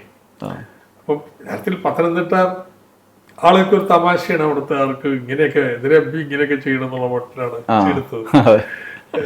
പക്ഷെ ഇതാണ് എന്റെ രീതി. ഞാനതിപ്പോ എവിടെയാണെങ്കിലും മന്ത്രിയായിരിക്കുമ്പോഴും പ്രായോഗികമായിട്ട് നാട്ടില് ഇങ്ങനെയുള്ള കാര്യങ്ങൾ ചെയ്യാൻ പറ്റുമോ, എങ്ങനെ ചെയ്യാൻ പറ്റും എന്നുള്ളത് നോക്കുന്നതാണ്. അങ്ങനെയാണ് ഒരു പ്രോഗ്രാം മുന്നോട്ട് വെച്ചത്. ഏതായാലും അന്നത്തെ ഒരു ശ്രമം വൃഥാവിലായിട്ടില്ല. ഇതിപ്പോ മുഖ്യമന്ത്രിയുടെ ശ്രദ്ധയിൽപ്പെട്ടു. ഉം. അത് കേരളത്തിൽ മുഴുവനും ഈ മാതൃകയൊക്കെ മാറാൻ പറ്റൂ. അപ്പോൾ 4 മാസമായിട്ടുള്ളൂ. ആ 4 മാസത്തെ അനുഭവത്തിന്റെ അടിസ്ഥാനത്തിൽ ഞാൻ വിലയിരുത്തുന്നത് 100,000 പേർക്ക് ഓഗസ്റ്റ് ആകുമ്പോഴേക്കും ജോലി കൊടുത്തിരിക്കും. അത് ശരി. ആ ട്രാക്കിലാവും. ആ പിന്നെ സ്പീഡപ്പ് ചെയ്യും കേട്ടോ. ആ പിന്നെ കൂടുതൽ സ്പീഡിലായിരിക്കും കാര്യങ്ങള്. ഈ തദ്ദേശ ഭരണ സ്ഥാപന തെരഞ്ഞെടുപ്പ് കഴിഞ്ഞാൽ വരാൻ പോകണം. പിന്നെ 2-3 മാസം ഉള്ളത്. ആ മാസത്തിനുള്ളിൽ കയറും. ഉദാഹരണത്തിന് കോളേജുകളിൽ പഠിക്കുന്ന കുട്ടികളിൽ 1,00,000 പേർക്കെങ്കിലും പഠിത്തം കഴിഞ്ഞാൽ ക്യാമ്പസ് പ്ലേസ്മെന്റിലേക്ക് പോകാൻ പറ്റണം. ആ പിന്നെ ഗൾഫിലും നമ്മുടെ ഈ പറഞ്ഞ സ്ത്രീകളുടെ തൊഴിൽ പരിപാടി, ആ അതൊക്കെ ഓഗസ്റ്റ് മാസം വരുമ്പോഴത്തേനും എല്ലാ ജില്ലയിലും വരാൻ പോവുകയാണ് ആ വേഗത്തില്. അപ്പോ നിലവിൽ DDUGK എന്നും പറഞ്ഞൊരു സ്കീമുണ്ട്, കേന്ദ്ര സ്കീമുണ്ട്. കുടുംബശ്രീ നടപ്പാക്കുന്നത്. സ്ത്രീകൾക്ക് പ്രാദേശികമായിട്ടുള്ള തൊഴിലുകൾക്ക് സ്കിൽ ചെയ്യുന്നതാണ്. അപ്പൊ അത് കൂടി ഉൾക്കൊള്ളിച്ചുകൊണ്ട് വിപുലീകരിച്ച് പെട്ടെന്ന് കാര്യങ്ങൾ മുന്നോട്ട് പോകും. വേറൊരു പ്രധാന കാര്യം താങ്കളെ കണ്ടാൽ ചോദിക്കാതെ വിട്ടുകൂടാത്തൊരു കാര്യം, ഇന്ത്യയിൽ തന്നെ ഇപ്പോൾ അന്വേഷണ ഏജൻസികളുടെ ഒക്കെ കഥകൾ നമ്മൾ കാണുകയാണല്ലോ. ഒരു ED നോട്ടീസ് പോയിട്ട് നോട്ടമിട്ട ആളെ തന്നെ അകത്തിടാതെ പോവില്ല, അല്ലെങ്കിൽ അവർ കൈകാര്യം ചെയ്യാതെ പോരില്ല. പക്ഷേ താങ്കളെ പലതവണ അതിന് പിന്നാലെ വന്നിട്ടും താങ്കൾ അത് വളരെ സമർത്ഥമായി അതിൻ്റെ നിയമ സാധ്യതകൾ ഉപയോഗിച്ചുകൊണ്ട് തന്നെ ED ഒരു പാഠം പഠിപ്പിച്ച ആളാണെന്ന് ഇങ്ങനെ നമുക്കറിയാം. ആ തരത്തിലുള്ളൊരു നിലപാടിലേക്കും അങ്ങനെ ഒരു സംഘർഷ സാഹചര്യത്തിൽ പോലും ഇങ്ങനെ ആത്മവിശ്വാസത്തോടെ മുന്നോട്ട് പോകാനുണ്ടായ സാഹചര്യത്തിലേക്ക് എങ്ങനെ എത്തിയത്? ഇത് എനിക്ക് തോന്നുന്നു ഡൽഹിയിൽ ഇരിക്കുന്നവർക്ക് ചിന്തിക്കാൻ പറ്റാത്ത കാര്യമാണ്. 80,000 കോടി രൂപ, ഞാൻ ഭരിക്കുന്ന കാലത്ത് 50,000 കോടി രൂപയുടെ വികസന പ്രവർത്തനങ്ങൾ ഏറ്റെടുത്തിട്ട് അതിലൊരു അഴിമതി ഇല്ലെന്ന് പറഞ്ഞാൽ ചിന്തിക്കാൻ പറ്റില്ലത്. അപ്പൊ ഈ ഡൽഹിയിൽ നിൽക്കുന്ന ആരോ വിചാരിച്ചു അത് ശരിക്കും തപ്പാഞ്ഞിട്ടാണ് പിടികിട്ടുന്നത്. കൊണ്ട് തപ്പ് എന്തായാലും വാങ്ങിച്ചിട്ടുണ്ട്, എന്തെങ്കിലും തടയായിരിക്കില്ല. അതിന് ഫിഷിംഗ് എക്സ്പെഡീഷൻ, അവർക്ക് എന്താ തപ്പണ്ടെന്ന് അറിയത്തില്ല. അതുകൊണ്ട് അതുണ്ടോ ഇതുണ്ടോ അങ്ങനെ തപ്പിയടക്കിയാ. ഈടിക്കാനുള്ള അവകാശമില്ല. ഈടിക്ക് കള്ളപ്പണം വെളുപ്പിക്കല് മാത്രമേ അവകാശമുള്ളൂ. അല്ല നാട്ടിൽ കിടക്കുന്ന സാധനം മുഴുവൻ തപ്പി ഫിഷിംഗ് റോവിംഗ് എക്സ്പെഡീഷൻ പറ്റത്തില്ല. എന്നാൽ മോളിൽ നിൽക്കുന്നവർക്ക് ഇത് ചിന്തിക്കാനേ പറ്റുന്നില്ലാത്തതുകൊണ്ടായിരിക്കാം അവരിവിടുത്തെ ED ഒഫീഷ്യൽസിനെ വിടുന്നുമില്ല. അതുകൊണ്ട് അവർ എന്തെങ്കിലും എന്റെ മേത്ത് വെച്ച് പിടിപ്പിക്കാൻ വേണ്ടിയിട്ടുള്ള ശ്രമമായിരുന്നു. അപ്പൊ കോടതിയിൽ നമ്മൾ ചോദിക്കണ ചോദ്യം വീണ്ടും വീണ്ടും ചോദിക്കുന്ന ലളിതമാണ്, എന്തിനു വേണ്ടി നിങ്ങൾ എന്നെ വിളിപ്പിക്കണേ? അത് പറ, അത് പറഞ്ഞിട്ട് വരാം. ഒരു ഘട്ടത്തിൽ ചാർജ് നേരിട്ട് തന്നെ ഒരു ഘട്ടത്തിൽ ചാർജ് പറയാതെ വെറുതെ ഒന്ന് വാ വർത്താനം പറഞ്ഞ മനസ്സില്ല, നിങ്ങൾക്ക് എന്താ അവകാശം എന്നെ ഇങ്ങനെ വിളിപ്പിക്കാൻ? അങ്ങനെ ഒരു അതോറിറ്റി അവരുടെ അധികാരം ഇല്ല അവർക്ക്. So this is A simple question. ഇന്നിപ്പോ കോടതിയൊക്കെ ഇന്ത്യ ഒട്ടാകെ അംഗീകരിച്ചു EDക്ക് PMLA കേസിലേ ഉള്ളൂ. അത് തന്നെ കൃത്യമായ ചാർജ് ഇല്ലാതെ ഉണ്ടോ കള്ളപ്പണം ഉണ്ടോ എന്ന് തപ്പാൻ പോകാൻ പറ്റില്ല. കള്ളപ്പണം കണ്ടുപിടിച്ച് അതിലേക്ക് ചാർജ് ഷീറ്റ് ഉണ്ടെങ്കിൽ മാത്രമേ വരാൻ പറ്റത്തുള്ളൂ. അതുകൊണ്ട് ഇനിയിപ്പോ ED വരുമെന്ന് എനിക്ക് തോന്നുന്നില്ല. കാരണം ക്രെഡിബിലിറ്റി പോയി ആ സ്ഥാനത്ത്. ഒന്ന് കേരളത്തിൽ തന്നെ കൈക്കൂലിക്ക് പിടിച്ചു, മൂത്താശ്ശേരിയെ ഒറീസയില് അത് കടുവ പിടിച്ച പോലെയാണ് CBI അറസ്റ്റ് ചെയ്തിരിക്കുന്നത്. അപ്പൊ ഇത് they have lost the credibility. അപ്പം എന്ന് മാത്രമല്ല ഇത് എബ്രഹാം വളരെ തന്റെ ഇടത്തോട് ഒരു പൊസിഷൻ എടുത്തു. I want to appreciate it publicly. എന്താ കിഫ്ബിയുടെ പ്രത്യേകത എന്ന് വെച്ച് കഴിഞ്ഞാൽ നയപരമായ തീരുമാനങ്ങളും പ്രൊജക്ടുകൾ അംഗീകരിക്കലൊക്കെ എൻ്റെ എക്സിക്യൂട്ടീവും ഡയറക്ടർ ബോർഡുമാണ്, ഗവർണിംഗ് ബോഡി. പക്ഷെ അതിന്റെ നടത്തിപ്പിൽ ഇവരാരും മന്ത്രി അടക്കം ഒരാളും പങ്കെടുക്കൂല. അതിന് ടോട്ടൽ ഓട്ടോണമിയാണ്, സ്വാതന്ത്ര്യമാണ്, ചെക്സ് ആൻഡ് ബാലൻസ് അങ്ങനെയാണ്. അല്ലാതെ അയാൾക്ക് കാശ് കൊടുക്കും ഇയാൾക്ക് കാശ് കൊടുക്കും എന്ന് പറയുന്നൊരു ഏർപ്പാടത്തിലില്ല. സോ എബ്രഹാം മോണ്ടിറ്റ ഇത് ഞാനാ എടുക്കുന്ന തീരുമാനങ്ങൾ എന്ന് എബ്രഹാം പറഞ്ഞു. ഇങ്ങനെ വേറെ ഏതെങ്കിലും മന്ത്രിയോ മറ്റോ ഇതിൽ ഇടപെട്ടു എന്ന് പറഞ്ഞാൽ എന്റെ ഇന്റഗ്രിറ്റിയെ ചോദ്യം ചെയ്യണം. ഞങ്ങളുടെ നിയമപ്രകാരം പാടും. പിന്നെ എന്നെയോ വേറെ ഏതെങ്കിലും മന്ത്രിയോ വിളിക്കുന്നതിൽ എന്താ സെറ്റിൽഡ്. അതിനും വേണം ഒരു തന്റെ ഇടം കേട്ടോ. അതിനും വേണം ഒരു തന്റെ ഇടം. അല്ല, ഒരു ചില സമയത്ത് നമ്മള് എന്നാ പിന്നെ ഇത് പോയി പറഞ്ഞ് ബോധ്യപ്പെടുത്താമെന്ന് വിചാരിക്കുകയും ചെയ്യുമല്ലോ. അപ്പൊ നമുക്ക് ഇങ്ങനെ ഒരു ഉറച്ച നിലപാടില് അത് നമ്മൾ പോവില്ലെന്ന് തന്നെ തീരുമാനിച്ചു. ഫൈറ്റ് ചെയ്യാൻ തീരുമാനിച്ചു. അവസാനം വരെ ഫൈറ്റ് ചെയ്യാൻ തന്നെ തീരുമാനിച്ചു. അതായിരുന്നു പലരും വഴി പറഞ്ഞുകൊണ്ടിരുന്നത്. നിങ്ങളൊന്ന് വന്ന് ഹാജരായി അങ്ങ് തീർക്ക്. തന്ത്രമാണല്ലോ. കോടതിയും ചോദിച്ചു ഒന്ന് പോയി അങ്ങ് തീർത്താൽ എന്താ വേണ്ട, നിങ്ങള് ഓർഡർ പോകാൻ പറഞ്ഞു. ഞാൻ സുപ്രീം കോടതിയിൽ പോകും. എന്തടിസ്ഥാനത്തിലാണ് എന്നോട് പോകാൻ പറയുന്നത്? അങ്ങനെ ഇവര് വിളിക്കുമ്പോഴൊന്നും പോകാനുള്ളതല്ല. But I'm saying is എബ്രഹാമിനെ പോലുള്ള ഒരാളെടുത്ത പൊസിഷനും ഡിഡിയുടെ നിലപാടിനെ ടോട്ടലി ദുർബലമായിട്ടാണ്. എന്നെ പോലെ ഒരാളെ വിളിക്കുന്നതിന് പിന്നെ ആ സ്റ്റേറ്റിന് ശേഷം ഒരു സാങ്കത്യം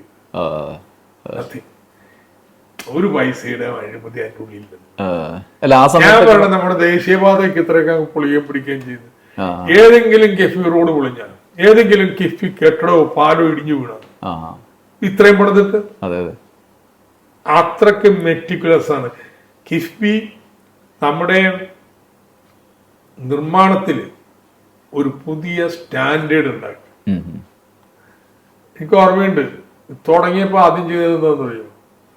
ടെസ്റ്റിംഗ് ഉപകരണങ്ങൾ എങ്ങും ഇല്ലാത്തത്. നിങ്ങൾ റോട്ടിൽ കൂടി വണ്ടി ഓടിച്ചു പോയാൽ റോഡിൽ ഓടുന്ന വഴിയിലല്ല താഴത്ത് എന്താന്ന് അവര് എക്സ്റേ ചെയ്ത് നോക്കിയിട്ട് നിങ്ങളോട് പറയും, ഇവിടെ മെറ്റലില്ല, ഇവിടെ ടാർ ഉപയോഗിച്ചിട്ട് ഇത്ര കനത്തിലേ ഉള്ളൂ എന്ന് പറഞ്ഞു തരും. No compromise on quality. ഒരു എസ്റ്റിമേറ്റ് ഉണ്ടാക്കിയ ആ എസ്റ്റിമേറ്റ് പരിശോധന നടത്തി അംഗീകരിച്ചു കഴിഞ്ഞാൽ പിന്നെ അത് കഴിഞ്ഞിട്ട് ഇത് കുറച്ചും കൂടി കൂട്ടിച്ചേർത്ത് തന്നോ, ഈ പണിയൊന്നും നടക്കത്തില്ല, ഈ പണിയൊന്നും നടക്കത്തില്ല. Absolutely no. അപ്പം നമ്മുടെ റോഡ് കെട്ടിട നിർമ്മാണത്തിൽ ഒരു പുതിയ സ്റ്റാൻഡേർഡ് അത് കിഫ്ബി സൃഷ്ടിച്ചു. ഇതിപ്പോ ഇങ്ങനെ നിയമ നടപടി വരെ പോകുന്ന ഒരു ഘട്ടം പല രീതിയിലാണ് വ്യാഖ്യാനിക്കപ്പെട്ടത്. അപ്പോൾ പ്രധാനമായിട്ടും മാധ്യമങ്ങളടക്കം തോമസ് ഐസക്കിനെ മറ്റ് പല രീതിയിലുള്ള ആഖ്യാനങ്ങളുടെ ഒരു ആവർത്തനം നമ്മൾ കണ്ടു. അങ്ങനെ ഒരു കുറ്റവാളിയായിട്ട് പ്രതിയായി ചിത്രീകരിച്ച് സാമ്പത്തിക തട്ടിപ്പ് എന്നുള്ള കണക്ഷൻ കൊണ്ടുവന്ന് അമേരിക്കൻ ബന്ധങ്ങൾ വരെ ചിലരാകും. ഇങ്ങനെയുള്ള സമയത്ത് നമുക്ക് സമ്മർദ്ദം ഉണ്ടാവുന്നുണ്ടോ? ഈ മാധ്യമങ്ങളുടെയൊക്കെ അറ്റാക്കിനെ എങ്ങനെയാണ് അന്നേരം നേരിട്ടത്? അതെ, 4ാം ലോക വിവാദത്തോട് തീർന്നു ഈ പേടി. അതിനപ്പുറത്തെ പേടി കാരണം വെച്ച് കഴിഞ്ഞാല് നിങ്ങളുടെ പാർട്ടിയിൽ തന്നെ പോളിറ്റ് ബ്യൂറോ ഒരു കമ്മീഷൻ വെക്കാൻ നിർബന്ധരായി തീരാ. ഈ അലഗേഷൻ സംബന്ധിച്ച് ചെറിയ അലഗേഷനാ, നിങ്ങൾക്ക് CA ബന്ധമുണ്ടെന്നല്ലേ വാദം. റിച്ചാർഡ് ഫ്രാങ്കി അത് വിദേശ ഫണ്ടിങ്, അത് കേന്ദ്ര സർക്കാരിൽ നിന്ന് കിട്ടിയ പണത്തെ കുറിച്ചായി പറയണേ. കാരണം ഇത് ഇങ്ങനെ ആർക്കും വിശ്വാസമില്ല. പിന്നെ ഒത്തിരി സന്നദ്ധ പ്രവർത്തകരുണ്ട്. ഇത്രയും പേരിങ്ങനെ ഒരു മണ്ഡലത്തിൽ സന്നദ്ധ പ്രവർത്തനത്തിൽ വരേണ്ട കാര്യം എന്താ? അവർക്കൊക്കെ ഭക്ഷണം കൊടുക്കുമായിരുന്നു. അതാരുടെ പണം? എന്റെ റിട്ടയർമെന്റ് കിട്ടിയ മുഴുവൻ പണവും അവിടെ കൊണ്ടുപോയിട്ട് ബാങ്കിലിട്ട് ആരാ സന്നദ്ധ പ്രവർത്തകർ അവർക്ക് ഭക്ഷണം കൊടുക്കുമായിരുന്നു. അപ്പൊ ഇതാണ് ഇങ്ങനെ വിവാദമാക്കി ഈ രീതിയിൽ കൊണ്ടുവന്നത്. അതിനപ്പുറം ഇനി വരാനില്ല. ഇപ്പോ എനിക്ക് ഈ വിവാദമൊക്കെ വന്നിട്ട് മൈനർ പ്രശ്നമില്ല.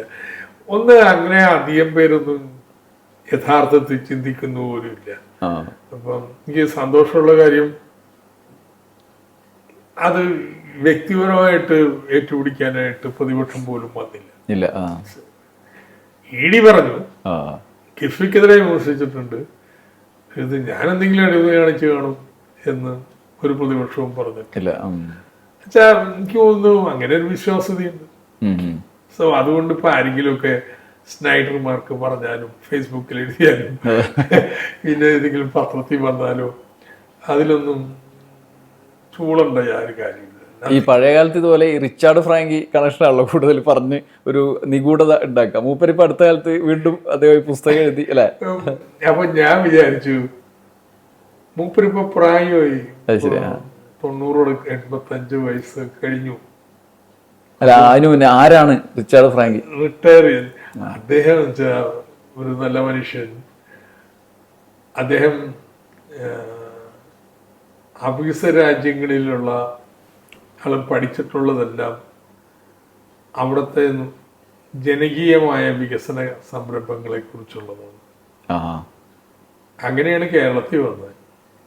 കേരളത്തില് പാഞ്ഞാൾ പഞ്ചായത്തിനെ കുറിച്ച് ഒരു ഗ്രാമ പഠനം നടത്തി. അപ്പൊ താമസിക്കുന്നത് എൻ്റെ റൂമിന് തൊട്ടടുത്ത CDS. അങ്ങനെ വളരെ സുഹൃത്തുക്കളൊക്കെ ആയി കഴിഞ്ഞ് അപ്പോഴാണ് നമ്മുടെ സാക്ഷരതാ കാലത്ത് വിഭവഭൂട നിർമ്മാണം ഇങ്ങനെ പല കാര്യങ്ങളിലും ഏർപ്പെടുന്നുണ്ടായിരുന്നു. അപ്പൊ ഞങ്ങൾ പറഞ്ഞു നമുക്കൊരു 5-6 പുസ്തകം എഴുതിക്കളയാം, ഓരോന്നിനെ കുറിച്ച് ഓരോ പുസ്തകം. അങ്ങനെ ഒരു പുസ്തകം എഴുതി തീർത്തു. അതാണ് ഈ ദിനേശ് ബീഡിയെ കുറിച്ചുള്ള പുസ്തകം. വിസ്കോൺസിൻ സർവകലാശാലയാണ് പ്രസിദ്ധീകരിച്ചത്. രണ്ടാമത് ഒരു പുസ്തകം നമ്മൾ വിഭവഭൂടത്തെ കുറിച്ച് തയ്യാറാക്കുന്ന ഘട്ടം വന്നപ്പോഴത്തേനും ജനകീയാസൂത്രണം ആകാശത്ത് പൊട്ടി വീണു. ഞാൻ ജനകീയാസൂത്രണത്തിനായി. അപ്പൊ ഈ പഴയ ഒരു കടമുണ്ടല്ലോ, 5-6 പുസ്തകങ്ങളുടെ സീരീസ് കേരളത്തെ കുറിച്ച് എഴുതാമെന്ന് പറഞ്ഞിരുന്നത്. അപ്പൊ ഞാൻ പറഞ്ഞു നമുക്ക് ജനകീയ ആസൂത്രണത്തെ കുറിച്ച് ഒരുമിച്ച് എഴുതിക്കളയാം. ഇനി മറ്റതൊക്കെ ഇനി നോക്കാൻ നേരമൊന്നുമില്ല, ഇനി ചെയ്യാം. സോ ജനകീയ ആസൂത്രണം അവസാനിക്കുമ്പോൾ തന്നെ അതിനെക്കുറിച്ചൊരു പുസ്തകം പ്രസിദ്ധീകരിച്ചു. അപ്പൊ ഇങ്ങനെ ഒരു പുസ്തകം എഴുതാൻ വേണ്ടി ഒരു സായിപ്പിന്റെ സഹായം വേണോ ഐസക്കിന് എന്ന് ചോദിക്കുമ്പോ നിഷ്കളങ്കർക്കൊക്കെ തോന്നാം അത് ശരിയാണല്ലോ, എന്തിനാ ഇങ്ങനെ സായിപ്പനെ എടുത്തത്, അവർക്ക് ഈ ചരിത്രമൊന്നും അറിഞ്ഞുകൊടുത്തത്. അങ്ങനെയാണത് വലിയ വിവാദമായിട്ട് വന്നത്. ഏതായാലും എങ്ങനെ ഇന്ന് തടിയൂര ഈ ഏടാകൂടത്തിന്ന് ആ പാർട്ടി PBയുടെ അന്വേഷണമുണ്ട്. അവിടെയെല്ലാം ഫ്രാങ്കി ഒരു കാര്യം ചെയ്തു. അവിടെ നമ്മുടെ RTI പോലെ അവിടെ ഫ്രീഡം ഓഫ് ഇൻഫർമേഷൻ ആക്ട് പ്രകാരം CIA-ക്കും FBI-ക്കും എന്റെ പേരിലുള്ള റെക്കോർഡ് എനിക്ക് ആവശ്യപ്പെടാം. രാജ്യസുരക്ഷയൊക്കെ ബ്ലാക്ക് ഔട്ട് ചെയ്യാം, ബാക്കിയെല്ലാം കിട്ടും. അപ്പൊ ഇങ്ങനെ ആവശ്യപ്പെട്ടു. അയാൾക്ക് വലിയ തടിയൻ ഫയല് കിട്ടി. അതോടുകൂടി പിന്നെ ഉള്ളത് കൃത്യമായി ഏജന്റാണോ അല്ലേ എന്നുള്ളത്. അതുകൊണ്ട് കഥ തീർന്നു. പക്ഷെ അപ്പൊ ഞാനെല്ലാം റിട്ടയർ ചെയ്യണം, പ്രായാധിക്കുന്നു. കുറച്ച് സംഗീതമൊക്കെ വായിച്ച് കഴിഞ്ഞുകൂടെ. അങ്ങനെ ഒരു മ്യൂസിക് ക്ലബൊക്കെ ഇട്ട്. അപ്പൊ ഞാൻ പറഞ്ഞു നമുക്ക് അവസാനത്തെ പുസ്തകം ഒരുമിച്ച് എഴുതിക്കളയാം. CIA എങ്ങനെയാണ് കേരളത്തിലെ സർക്കാരിനെ അട്ടിമറിച്ചത്, CIA and toppling of the first communist government എന്ന് പറഞ്ഞ് ഞങ്ങളോട് വെച്ചു അവസാനത്തെ പുസ്തകം എഴുതി. ഞാനതൊരു മനഃപൂർവ്വം അദ്ദേഹത്തെ എടുത്തതാണ്. കാരണം ഇദ്ദേഹം തന്നെ എഴുതട്ടെ. CA എന്നൊക്കെ പറഞ്ഞ് കേരളത്തിൽ നടന്ന കുറച്ച് വിദ്വാന്മാർ. മന്ത്ലി റിവ്യൂ പ്രസ് ന്യൂയോർക്കിൽ നിന്നാണ് ജൂൺ മാസത്തിൽ അത് പ്രസിദ്ധീകരിക്കാൻ പോയ. മലയാളത്തില് ഉണ്ടോ? മലയാളത്തിൽ പണ്ട് ഞാൻ എഴുതിയ വിമോനസ്വരത്തിന്റെ കാണാപ്പുറമുണ്ട്. പക്ഷെ അത് ഇതുമായിട്ട് ആരും ബന്ധമില്ല, ടോട്ടലി ഡിഫറെന്റ് ആണ്. ഇനിയിപ്പോ മന്ത്ലി റിവ്യൂ പ്രസിനെ കൊടുത്താലുള്ള പ്രശ്നം ഇതാ, തർജ്ജമ ചെയ്ത് പ്രസിദ്ധീകരിക്കുന്നതിനും അനുവാദം വേണം. കോപ്പിറൈറ്റ് അവർക്ക് കൊടുത്തു. കാരണം ഇപ്പൊ അവർ നിലനിൽക്കാൻ തന്നെ പ്രയാസപ്പെട്ടുകൊണ്ടിരിക്കുക മന്ത്ലി റിവ്യൂ പ്രസ്. അതിന്റെ കോപ്പിറൈറ്റും ഒക്കെ അവർ തന്നെ എടുക്കുന്നത്. വേറെ പലയിടത്തും ആവശ്യം വന്നേക്കാം, അതിനുവേണ്ടി എഴുതി കൊടുത്തു, അവർ ഉപയോഗിച്ചോട്ട്. സോ ഞങ്ങൾ ഒരുമിച്ച് ഇപ്പോ ഒരുപക്ഷെ അദ്ദേഹത്തിന്റെ, ഒരുപക്ഷെ എന്നല്ല, അദ്ദേഹം പറഞ്ഞ എന്റെ അവസാനത്തെ പുസ്തകമാണ്. അപ്പൊ അങ്ങനെ CA കുറിച്ച് കേരളത്തിൽ ഇടപെട്ടതിനെ കുറിച്ചൊരു പുസ്തകം ഞങ്ങൾ ഒരുമിച്ച് എഴുതി. ഇതിൻ്റെ ഇടയിലൊക്കെ ഇങ്ങനെ ഈ പുസ്തകങ്ങളൊക്കെ എഴുതുക എന്നുള്ളത് നമ്മൾ പുസ്തകം വായിക്കും പോലെയാണ് നിങ്ങൾ പുസ്തകം എഴുതുന്നത്, എണ്ണാൻ കഴിയാത്ത അതെങ്ങനെ ചെയ്യുന്നതിന്റെ ഭാഗമായിട്ട് ഇപ്പൊ വിജ്ഞാന കേരളം ഞാൻ ഇത്രയും പണിയെടുത്തുകൊണ്ടിരിക്കുന്നത്. സോ ഞാൻ റൈറ്റ് ഒന്ന് ആണ് എഴുതുന്നത്, എനിക്ക് തന്നെ ക്ലാരിറ്റി വരുത്തും, വ്യക്തത വരുത്തും. രണ്ടാമത് ഞാനിങ്ങനെ വായിട്ടലക്കേണ്ട ആവശ്യമില്ലല്ലോ, ആലോചിച്ചാലും പുസ്തകം എടുത്തു കൊടുക്കാലോ. എഴുതുന്ന മുഴുവനും മാരാരിക്കുളത്ത് നടത്തിയിട്ടുള്ള ഇങ്ങനെയുള്ള വികസന മുൻകൈകളിൽ 5 കുറിച്ച് പുസ്തകം എഴുതിയിരുന്നു. കാരണം ഞാൻ ഈ പറഞ്ഞ പോലെ ചെയ്ത കാര്യം ഡോക്യുമെന്റ് ചെയ്യലാണ്, ക്ലാരിറ്റി സ്വയംവരത്തിലാണ്. പിന്നെ ആര് ചോദിച്ചാലും എടുത്തോളൂ. ഇപ്പൊ നോട്ട് ചെയ്തോനോ ഞാൻ വിവാഹത്തിൽപ്പെട്ട് വന്നു ഉടനെ തന്നെ ഇപ്പൊ അത് പുസ്തകമാക്കി മാറ്റുന്നു. വേറെ ഒന്നുമല്ല, നമ്മൾ സ്വയം പഠനത്തിന്റെ ഭാഗമായിട്ട് ചെയ്യുന്നത്. അങ്ങനെ പഠിക്കാൻ പറ്റത്തുള്ളൂ. നമ്മള് എല്ലാ കാര്യങ്ങളും ഇരുന്ന് വായിച്ചുകൊണ്ടിരിക്കാൻ പറ്റും. ഒരു ഘട്ടത്തിൽ ടെലിവിഷൻ ചാനലൊക്കെ വന്ന ന്യൂസ് ചാനലുകൾ ഇങ്ങനെ വന്ന സമയത്താണ് മാധ്യമങ്ങളെ കുറിച്ചിട്ടുള്ള ആ സമയത്തല്ലേ അങ്ങനെ ഞാൻ ഈ ഈ 4ാം ലോക വിവാദമൊക്കെ കഴിഞ്ഞപ്പോ എന്തിനാ ഈ മനുഷ്യന്മാർ ഇങ്ങനെ പെരുമാറിയെന്തിനാ എനിക്ക് വലിയ അത്ഭുതം വരുന്നു. കാരണം വെച്ച് കഴിഞ്ഞാൽ ഈ ചെയ്ത പിള്ളേര് പലരും SFI ഒക്കെ ആയിരുന്നവരാണ്. അപ്പൊ ചിലർക്കൊക്കെ എന്നെ നേരിട്ട് അറിയുകയും ചെയ്യാം. എന്നിട്ട് എന്ത് ഇങ്ങനെയൊക്കെ എഴുതി പിടിപ്പിച്ചത്? അപ്പൊ എന്റെ ചില സ്റ്റുഡൻസ് പോലും ഉണ്ട്. അപ്പൊ എന്താണ് ഇങ്ങനെ പെരുമാറിയത് എന്നുള്ള അനുഭവത്തിന്റെ അടിസ്ഥാനത്തിലാണ് ഈ മാധ്യമത്തെ കുറിച്ച് ഒന്ന് അറിയണമല്ലോ, അന്വേഷിക്കണമല്ലോ. സോ ഞാൻ ഇത് ഈ വിവാദമൊക്കെ കഴിഞ്ഞ് മന്ത്രിയായി ആദ്യ വർഷം തന്നെ ആദ്യം ചെയ്ത കാര്യം ഈ പുസ്തകം മാധ്യമ വിമർശനം എന്നും പറഞ്ഞ് ആ കാലത്തെ കുറിച്ച് പുസ്തകം എഴുതലാണ് ചെയ്തത്. സോ അതിനോ എന്താ പറയണ്ടേ, ഞാൻ മാപ്രാന്നൊന്നും വിളിക്കാറുണ്ട്. ഇൻ ദ സെൻസ് മുതലാളി പറയണത് കേൾക്കാൻ ബാധ്യസ്ഥനാണ്. ദേശാവനി ജോലി ചെയ്ത് ദേശാവനി പറയണത് കേൾക്കേണ്ടി പോലെ എഴുതാൻ പറ്റുന്നത് ഇത് തന്നെ ഇല്ലാണ്. അതങ്ങ് അംഗീകരിച്ചാൽ മതി, അതിനു വേണ്ടിയാ ചെയ്യണെന്നുണ്ട്. പക്ഷെ ഞാൻ എപ്പോഴും പറയാ, അത് ചെയ്യാൻ ബാധ്യസ്ഥനായിരിക്കുമ്പോ തന്നെ ഒരു ലെവൽ ഓഫ് ഓട്ടോണമി ഉണ്ട്, അതെടുത്ത് കളയാൻ പറ്റില്ല. നിങ്ങളെ തലക്കെട്ടെഴുതുന്നതിൽ ഉപയോഗിക്കുന്ന വാക്കുകളിൽ രാജാവിനേക്കാൾ രാജഭക്തിയോടെ സേവിക്കാരെന്ന് വെച്ചാൽ there is always scope for being independent. അല്ലെങ്കിൽ ഇത് നിങ്ങൾ AI ടൂളായിട്ട് മാറും, ഫീഡ് ചെയ്ത പോലെ വർത്താനം പറയുന്ന ആളായിട്ട് മാറും. അതാണ് എൻ്റെ സമീപനം. സോ എനിക്കങ്ങനെ ഭീകരമായിട്ട് വിമർശനമൊക്കെ ഉണ്ടെങ്കിലും ശത്രുവായിട്ടൊന്നും കാണുന്ന പരിപാടിയില്ല. That's the conclusion of the book. Okay. ഇപ്പോൾ കഴിഞ്ഞ തവണത്തെ 2016 4ാം വർഷത്തിലുണ്ടായിരുന്ന കാലത്തും ഇപ്പോൾ 2021 4ാം വർഷത്തേക്ക് ഈ സർക്കാർ കിടന്നല്ലോ. അന്ന് കത്തി നിന്നൊരു കാലമാണ്, ഇന്നത്തെ പോലെ ഇത്ര ശാന്തമല്ല അല്ലേ? 2001 സർക്കാരിന്റെ സമയത്ത് ഇത്ര ശാന്തമായിരുന്നില്ല. താരതമ്യം ചെയ്യുന്ന സമയത്ത് എന്താ തോന്നുന്നത് ഇപ്പോ? ചില വിവാദങ്ങൾ വന്നു, സ്വർണ്ണക്കടത്തും കാര്യങ്ങളും എല്ലാം. പക്ഷെ അതിനൊക്കെ മറികടക്കുന്ന രീതിയിലാണ് ജനങ്ങളുടെ വിശ്വാസ്യത ആർജിക്കാൻ കഴിയുന്നത്. അത് കോവിഡിനെ ഡീൽ ചെയ്ത രീതി, അത് ചെറിയ മതിപ്പല്ല ഉണ്ടാക്കിയ ജനങ്ങൾ. ബാക്കിയുള്ളതൊന്നും അവർ മൈൻഡ് ചെയ്തില്ല. അവർക്കുള്ള ആനുകൂല്യങ്ങൾ വർധന, പിന്നെ ഈ സർക്കാരിലൊരു വിശ്വാസം ഉണ്ടായി. അതായിരുന്നു അന്നത്തെ ഇത് ഉറപ്പായിരുന്നു ജയിക്കും മറിച്ചാകും.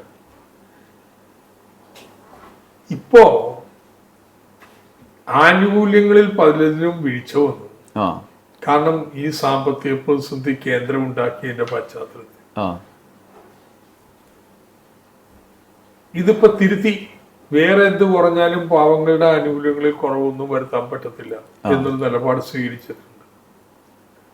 പക്ഷേ ഇങ്ങനെ പ്രതിസന്ധി ഉണ്ടാക്കിയത് കേന്ദ്രമാണെന്ന് ജനങ്ങളെ ബോധ്യപ്പെടുത്തി ജനങ്ങൾക്ക് കേന്ദ്രത്തിനെതിരായ രോഷം അതിന്റെ ഓട്ടാക്കി മാറ്റാനായിട്ട് ഇത് പറ്റുന്നില്ല. സി അതില് മാധ്യമ പ്രചാരണമൊക്കെയാണ് വിജയിച്ചു നിൽക്കുന്നത്. ഒരു പറ്റം കേരളത്തിലെ ബുദ്ധിജീവികളും ഇതാകെ സർക്കാരിന്റെ പിടിപ്പേട് കൊണ്ടുണ്ടാക്കിയ സാമ്പത്തിക പ്രതിസന്ധിയാണ്, അത് മുഴച്ചു നിൽക്കുന്നുണ്ട്. അതിനെതിരായിട്ടുള്ള വലിയ ഫൈറ്റാണ്. ആ ഫൈറ്റ് നടത്തുകയും അതോടൊപ്പം ചെയ്ത നല്ല കാര്യങ്ങൾ അത് പറയാൻ കഴിയുന്നുണ്ട്. സോ ആ സ്ട്രഗിൾ നടക്കുകയാണ്. ഇനിയും ഏതാണ്ട് 1 വർഷക്കാലം ബാക്കിയുണ്ട്. അത് നന്നായിട്ട് ഫൈറ്റ് മുന്നോട്ട് കൊണ്ടുപോയിട്ടുണ്ടെങ്കിൽ ഒരു 3-ാം തവണയും വരാം. അതൊരാവശ്യമാണ് താനും. കാരണം UDF ഉത്തരം പറയാത്ത ചില കാര്യങ്ങളുണ്ട്. കിഫ്ബി വേണ്ടെന്ന് അവർ പറയും. പിന്നെ നിങ്ങൾ എങ്ങനെ ഇത് ചെയ്യാം? നിങ്ങൾ പോംവഴി പറ. നിങ്ങൾ പോംവഴി പറ. നിങ്ങൾ എങ്ങനെയാണ് ഈ വ്യവസായ കോറിഡോറുകളും മറ്റുമൊക്കെ സൃഷ്ടിക്കാൻ പോകുന്നത്? So this is a simple question they have to answer. Second, കേരളത്തിലെ പാവങ്ങൾ കിട്ടുന്ന ആനുകൂല്യങ്ങൾ, ആ ആനുകൂല്യങ്ങളിൽ UDFന്റെ പങ്ക് നിസ്സാരമാണെന്ന്. 1600 രൂപ പെൻഷൻ കിട്ടുന്നതിൽ 100 രൂപയാണ് അവിടെ. ആശ്രമം കിട്ടുന്നതില് ശമ്പളത്തില് കോട്ട കുറവാണ്. അല്ല 1000 രൂപയാണ് ഇവിടെ സംഭാവന. ഏതെടുത്താലും ഇങ്ങനെയാണ്. നിങ്ങൾ എന്താ ചെയ്യാൻ പോണെ പറ. നിങ്ങൾ എന്തുകൊണ്ട് ചെയ്തില്ല അധികാരം കിട്ടിയപ്പോ? ഇങ്ങനെയുള്ള വളരെ സിമ്പിൾ സ്ട്രേറ്റ് ഫോർവേഡ് ചോദ്യങ്ങളുണ്ട്. ആ ചോദ്യങ്ങളിലേക്ക് സംവാദം വരണം, അതിലേക്ക് കൊണ്ടുവരണം. അതിൽ നിന്ന് എങ്ങനെ ഒഴിഞ്ഞു മാറാം എന്നുള്ളതാണ് UDF നോക്കിക്കൊണ്ടിരിക്കുന്നത്. അതിലേക്ക് നമുക്ക് സംവാദം കൊണ്ടുവരാൻ കഴിഞ്ഞാൽ ഇത് തുടരണമെങ്കിൽ ഇടതുപക്ഷം വേണം എന്ന് ജനങ്ങള് ചിന്തിച്ചു തുടങ്ങും. അത്തരത്തിലുള്ളൊരു പൊളിറ്റിക്കൽ ക്യാമ്പയിൻ അനിവാര്യമാണ്. അതിനിടയിൽ ഇപ്പോൾ ഈ 1 വർഷമുണ്ട്, നമുക്ക് അസാധാരണമായ വെല്ലുവിളികൾക്കുള്ള സാധ്യതകളുണ്ടോ? അല്ലാതെ നേരിടേണ്ടി വരുന്ന സാഹചര്യം ഉണ്ടാവും? ഒന്ന്, കേന്ദ്രം സൃഷ്ടിച്ച സാമ്പത്തിക പ്രതിസന്ധി, അതിൽ നേരിടേണ്ടത് എങ്ങനെ എന്നതിനെ കുറിച്ച് ഒരു നിലപാട് കൃത്യമായിട്ടുണ്ടായിട്ട് അത് കുറച്ചുകൂടി ഈസ് ചെയ്തുകൊണ്ടിരിക്കുകയാണ്. പരിഭ്രമമൊന്നുമില്ല, ഇവന്മാരുണ്ടാക്കിയാണ്. രാഷ്ട്രീയമായിട്ട് എങ്ങനെ കൈകാര്യം ചെയ്യണം. ഈ പുതിയ നയത്തെക്കുറിച്ച് ഏകീകൃത ധാരണ പാർട്ടിയിലും ഉണ്ടായിട്ടുണ്ട്. അതാണ് പാർട്ടി 2 സംസ്ഥാന സമ്മേളനങ്ങളും അംഗീകരിച്ച രേഖകൾ. അതുകൊണ്ട് പാർട്ടിയിൽ ഒരു കൂടുതൽ യോജിപ്പ് ഈ നയത്തെക്കുറിച്ച് അതും ഉണ്ടായിട്ടുണ്ട്. 3, മുഖ്യമന്ത്രി വളരെ നിശ്ചയദാർഢ്യത്തോടു കൂടി കൃത്യമായിട്ട് കാര്യങ്ങൾ മുന്നോട്ട് കൊണ്ടുപോയിക്കൊണ്ടിരിക്കുക. ഈ ഇലക്ഷന് മുന്നേ ചെയ്തു തീർക്കേണ്ട കാര്യങ്ങളിൽ ലിസ്റ്റ് ഉണ്ടാക്കിയിട്ടുണ്ട്. അത് മുഴുവൻ നടപ്പാക്കാന്ന് പറഞ്ഞാൽ വിസ്മയോ. ഇപ്പൊ ഇന്ന് ചെയ്തുകൊണ്ടിരിക്കുന്ന റോഡുകള്, കിഫ്ബി റോഡുകളുണ്ടല്ലോ, അത് ഇപ്പൊ തന്നെ വിസ്മയമാണ്. ആ പാലങ്ങളും എല്ലാം ഒന്ന് തീരട്ടെ. നിങ്ങൾക്ക് ഡിലേ ചെയ്യാൻ പറ്റത്തില്ലേ? ഇപ്പൊ തന്നെ സ്വപ്പം ഗ്ലാനി വന്നത് ഈ ദേശീയവാദ ഉണ്ടായിട്ടുള്ള വിള്ളലൊക്കെ മൂലമാണ്. അതൊക്കെ നേരെയാക്കും. അതൊക്കെ കേന്ദ്രത്തോട് പറഞ്ഞ് കേന്ദ്രത്തിനും ഇങ്ങനെ മുന്നോട്ട് പോകാൻ പറ്റത്തില്ല. നിതിൻ ഗഡ്കരിയാണ്, ദർ വിൽ ബി ഇന്റർവെൻഷൻ, കാര്യങ്ങൾ നേരെയാവും. അപ്പോൾ ഇതൊക്കെ നല്ലൊരു ഫീൽ ഗുഡ് ഇഫക്റ്റ് ഉണ്ടാക്കും എന്നുറപ്പാണ്. ഒരു തുടർഭരണം 2ാമത്തെ ടേം അവസാനിക്കുമ്പോൾ ആദ്യത്തെ 5 വർഷം താങ്കൾ ഒപ്പം പ്രവർത്തിച്ച മുഖ്യമന്ത്രി, ഈ 5 വർഷം താങ്കൾ പുറത്തുനിന്ന് നോക്കുന്ന, മന്ത്രിസഭ എന്നുള്ളതിൽ പുറത്തുനിന്ന് നോക്കുന്ന മുഖ്യമന്ത്രി, കേരളത്തിൽ ഇങ്ങനെ ഒരു പദവിയിൽ ഒരാൾ അപൂർവമായിട്ട് ഇരിക്കുകയാണല്ലോ, അപൂർവമല്ല ആദ്യമായിട്ട് ഇരിക്കുകയാണല്ലോ. ആ മുഖ്യമന്ത്രി എന്നുള്ള നിലയിൽ താങ്കൾ എങ്ങനെയാണ് അദ്ദേഹത്തെ, പിണറായി വിജയനെ കാണുന്നത്? ഓൾട്ടർനേറ്റീവ് ഇല്ലെന്ന്. ഇദ്ദേഹമാണ് കേരളം കണ്ടിട്ടുള്ള പലതുകൊണ്ടും ഒരു അഡ്മിനിസ്ട്രേറ്റീവ് എഫിഷ്യൻസിയും ദീർഘദൃഷ്ടിയും ഒക്കെ വെച്ച് ഏറ്റവും മികച്ച ഒരു 10 വർഷത്തിലൂടെയല്ലേ നമ്മൾ കടന്നു പോയിട്ടുള്ളത്. പ്രത്യേകിച്ച് ഒരു എമർജൻസി സമയത്ത് അതിനെ നേരിടാനുള്ള നിശ്ചയദാർഢ്യം, അത് കഴിഞ്ഞ ഭരണത്തിന്റെ ആദ്യ വർഷം കഴിഞ്ഞ് ഓരോ വർഷവും കൂടുതൽ തെളിഞ്ഞു വന്നതാണ്. അപ്പൊ ഇന്നിപ്പോ കേന്ദ്രം സൃഷ്ടിച്ചിട്ടുള്ളൊരു പ്രതിസന്ധിയാണ്. അതിനെ നിശ്ചയദാർഢ്യത്തോടെ നീങ്ങിക്കൊണ്ടിരിക്കണം. അയ്യോ പോയി എന്ന് പറഞ്ഞിരിക്കുകയല്ല. എന്നാ ഇതിന്റെ ഈ പരിമിതി, കേന്ദ്രം സൃഷ്ടിച്ച ഈ പരിമിതിക്കുള്ളിൽ എങ്ങനെ കേരളത്തെ മുന്നോട്ട് കൊണ്ടുപോകാം, അതിന് നേതൃത്വം നൽകിയാണ്. അപ്പൊ അതിനൊക്കെ പകരം വെക്കാനാണ്. അതുകൊണ്ട് അദ്ദേഹത്തിന്റെ നേതൃത്വത്തിൽ തന്നെ തുടർഭരണത്തിലേക്ക് പോകും. നമുക്ക് ഈ അഭിമുഖം അവസാനിപ്പിക്കുന്നതിന് മുന്നേ എൻ്റെ ഒരു കൗതുകം കൂടി, താങ്കളെ കണ്ടെന്ന് മുതലൊരു ജുബയിലാണ് കാണുക. ഓർമ്മയിലുള്ള തോമസ് ഐസക് എന്ന് പറഞ്ഞാൽ ജുബ്ബ ഇട്ടിട്ട് ഈ ഡ്രസ്സിലാണ് കാണുക, കുർത്ത ഇട്ടിട്ട് മുണ്ട് കൊടുത്തിട്ടുള്ള ഒരു തോമസ് ഐസക്കിനെ. ഈ വസ്ത്രധാരണം എങ്ങനെയാണ് സ്ഥിരമായത്? ഞാൻ പാന്റായിരുന്നു, പാന്റും കുർത്തയായിരുന്നു. അത് ആദ്യം മത്സരിച്ചപ്പോ BS വിളിച്ചു പറഞ്ഞ് ഒരാഴ്ച യോഗമൊക്കെ കഴിഞ്ഞപ്പോ BS പറഞ്ഞ് ആ പാന്റ് അങ്ങ് മാറ്റിക്കളാണ്, അവിടെ പാവപ്പെട്ട കയർത്തൊഴിലാളിയൊക്കെയാണ്, ഈ പാന്റൊക്കെ ഇട്ടിടുന്നാൽ അവര് എന്തോ ദൂരെയാണ്. ഇപ്പൊ ഷർട്ട് മാറ്റാൻ പറഞ്ഞില്ല, അങ്ങനെ BS ജുബയാണല്ലോ, പാന്റ് മാറ്റാൻ അങ്ങനെയാണ് പാന്റിന്ന് മാറിയത്. എന്റെ അപ്പൻ ജുബ ഇട്ടാണ് കഥ ജുബ, അതിൽ നിന്നാണ് ഇങ്ങോട്ട് വന്നത്. പിന്നെ വ്യത്യാസം വന്ന് അപ്പന്റെ കോളർ മാറ്റിക്കളഞ്ഞു, കോളർ ഇല്ലാത്ത കുർത്തയാക്കി. അതർവൈസ് എനിക്കൂടെ അങ്ങനെ ഒരു പാരമ്പര്യത്തിലൊന്ന് വന്നു. പിന്നെ ഇത് ശീലമായി. അയാള് മമ്മൂട്ടി കുറച്ച് തന്നെ കണ്ട നമ്മളൊരു പ്രായമൊന്നും പ്രസംഗിച്ചല്ലോ താനിക്ക് മര്യാദക്കുള്ള ഷർട്ട് ഇട്ട് കിടന്നുകൂടെ, ബ്ലാക്ക് ഷർട്ട്.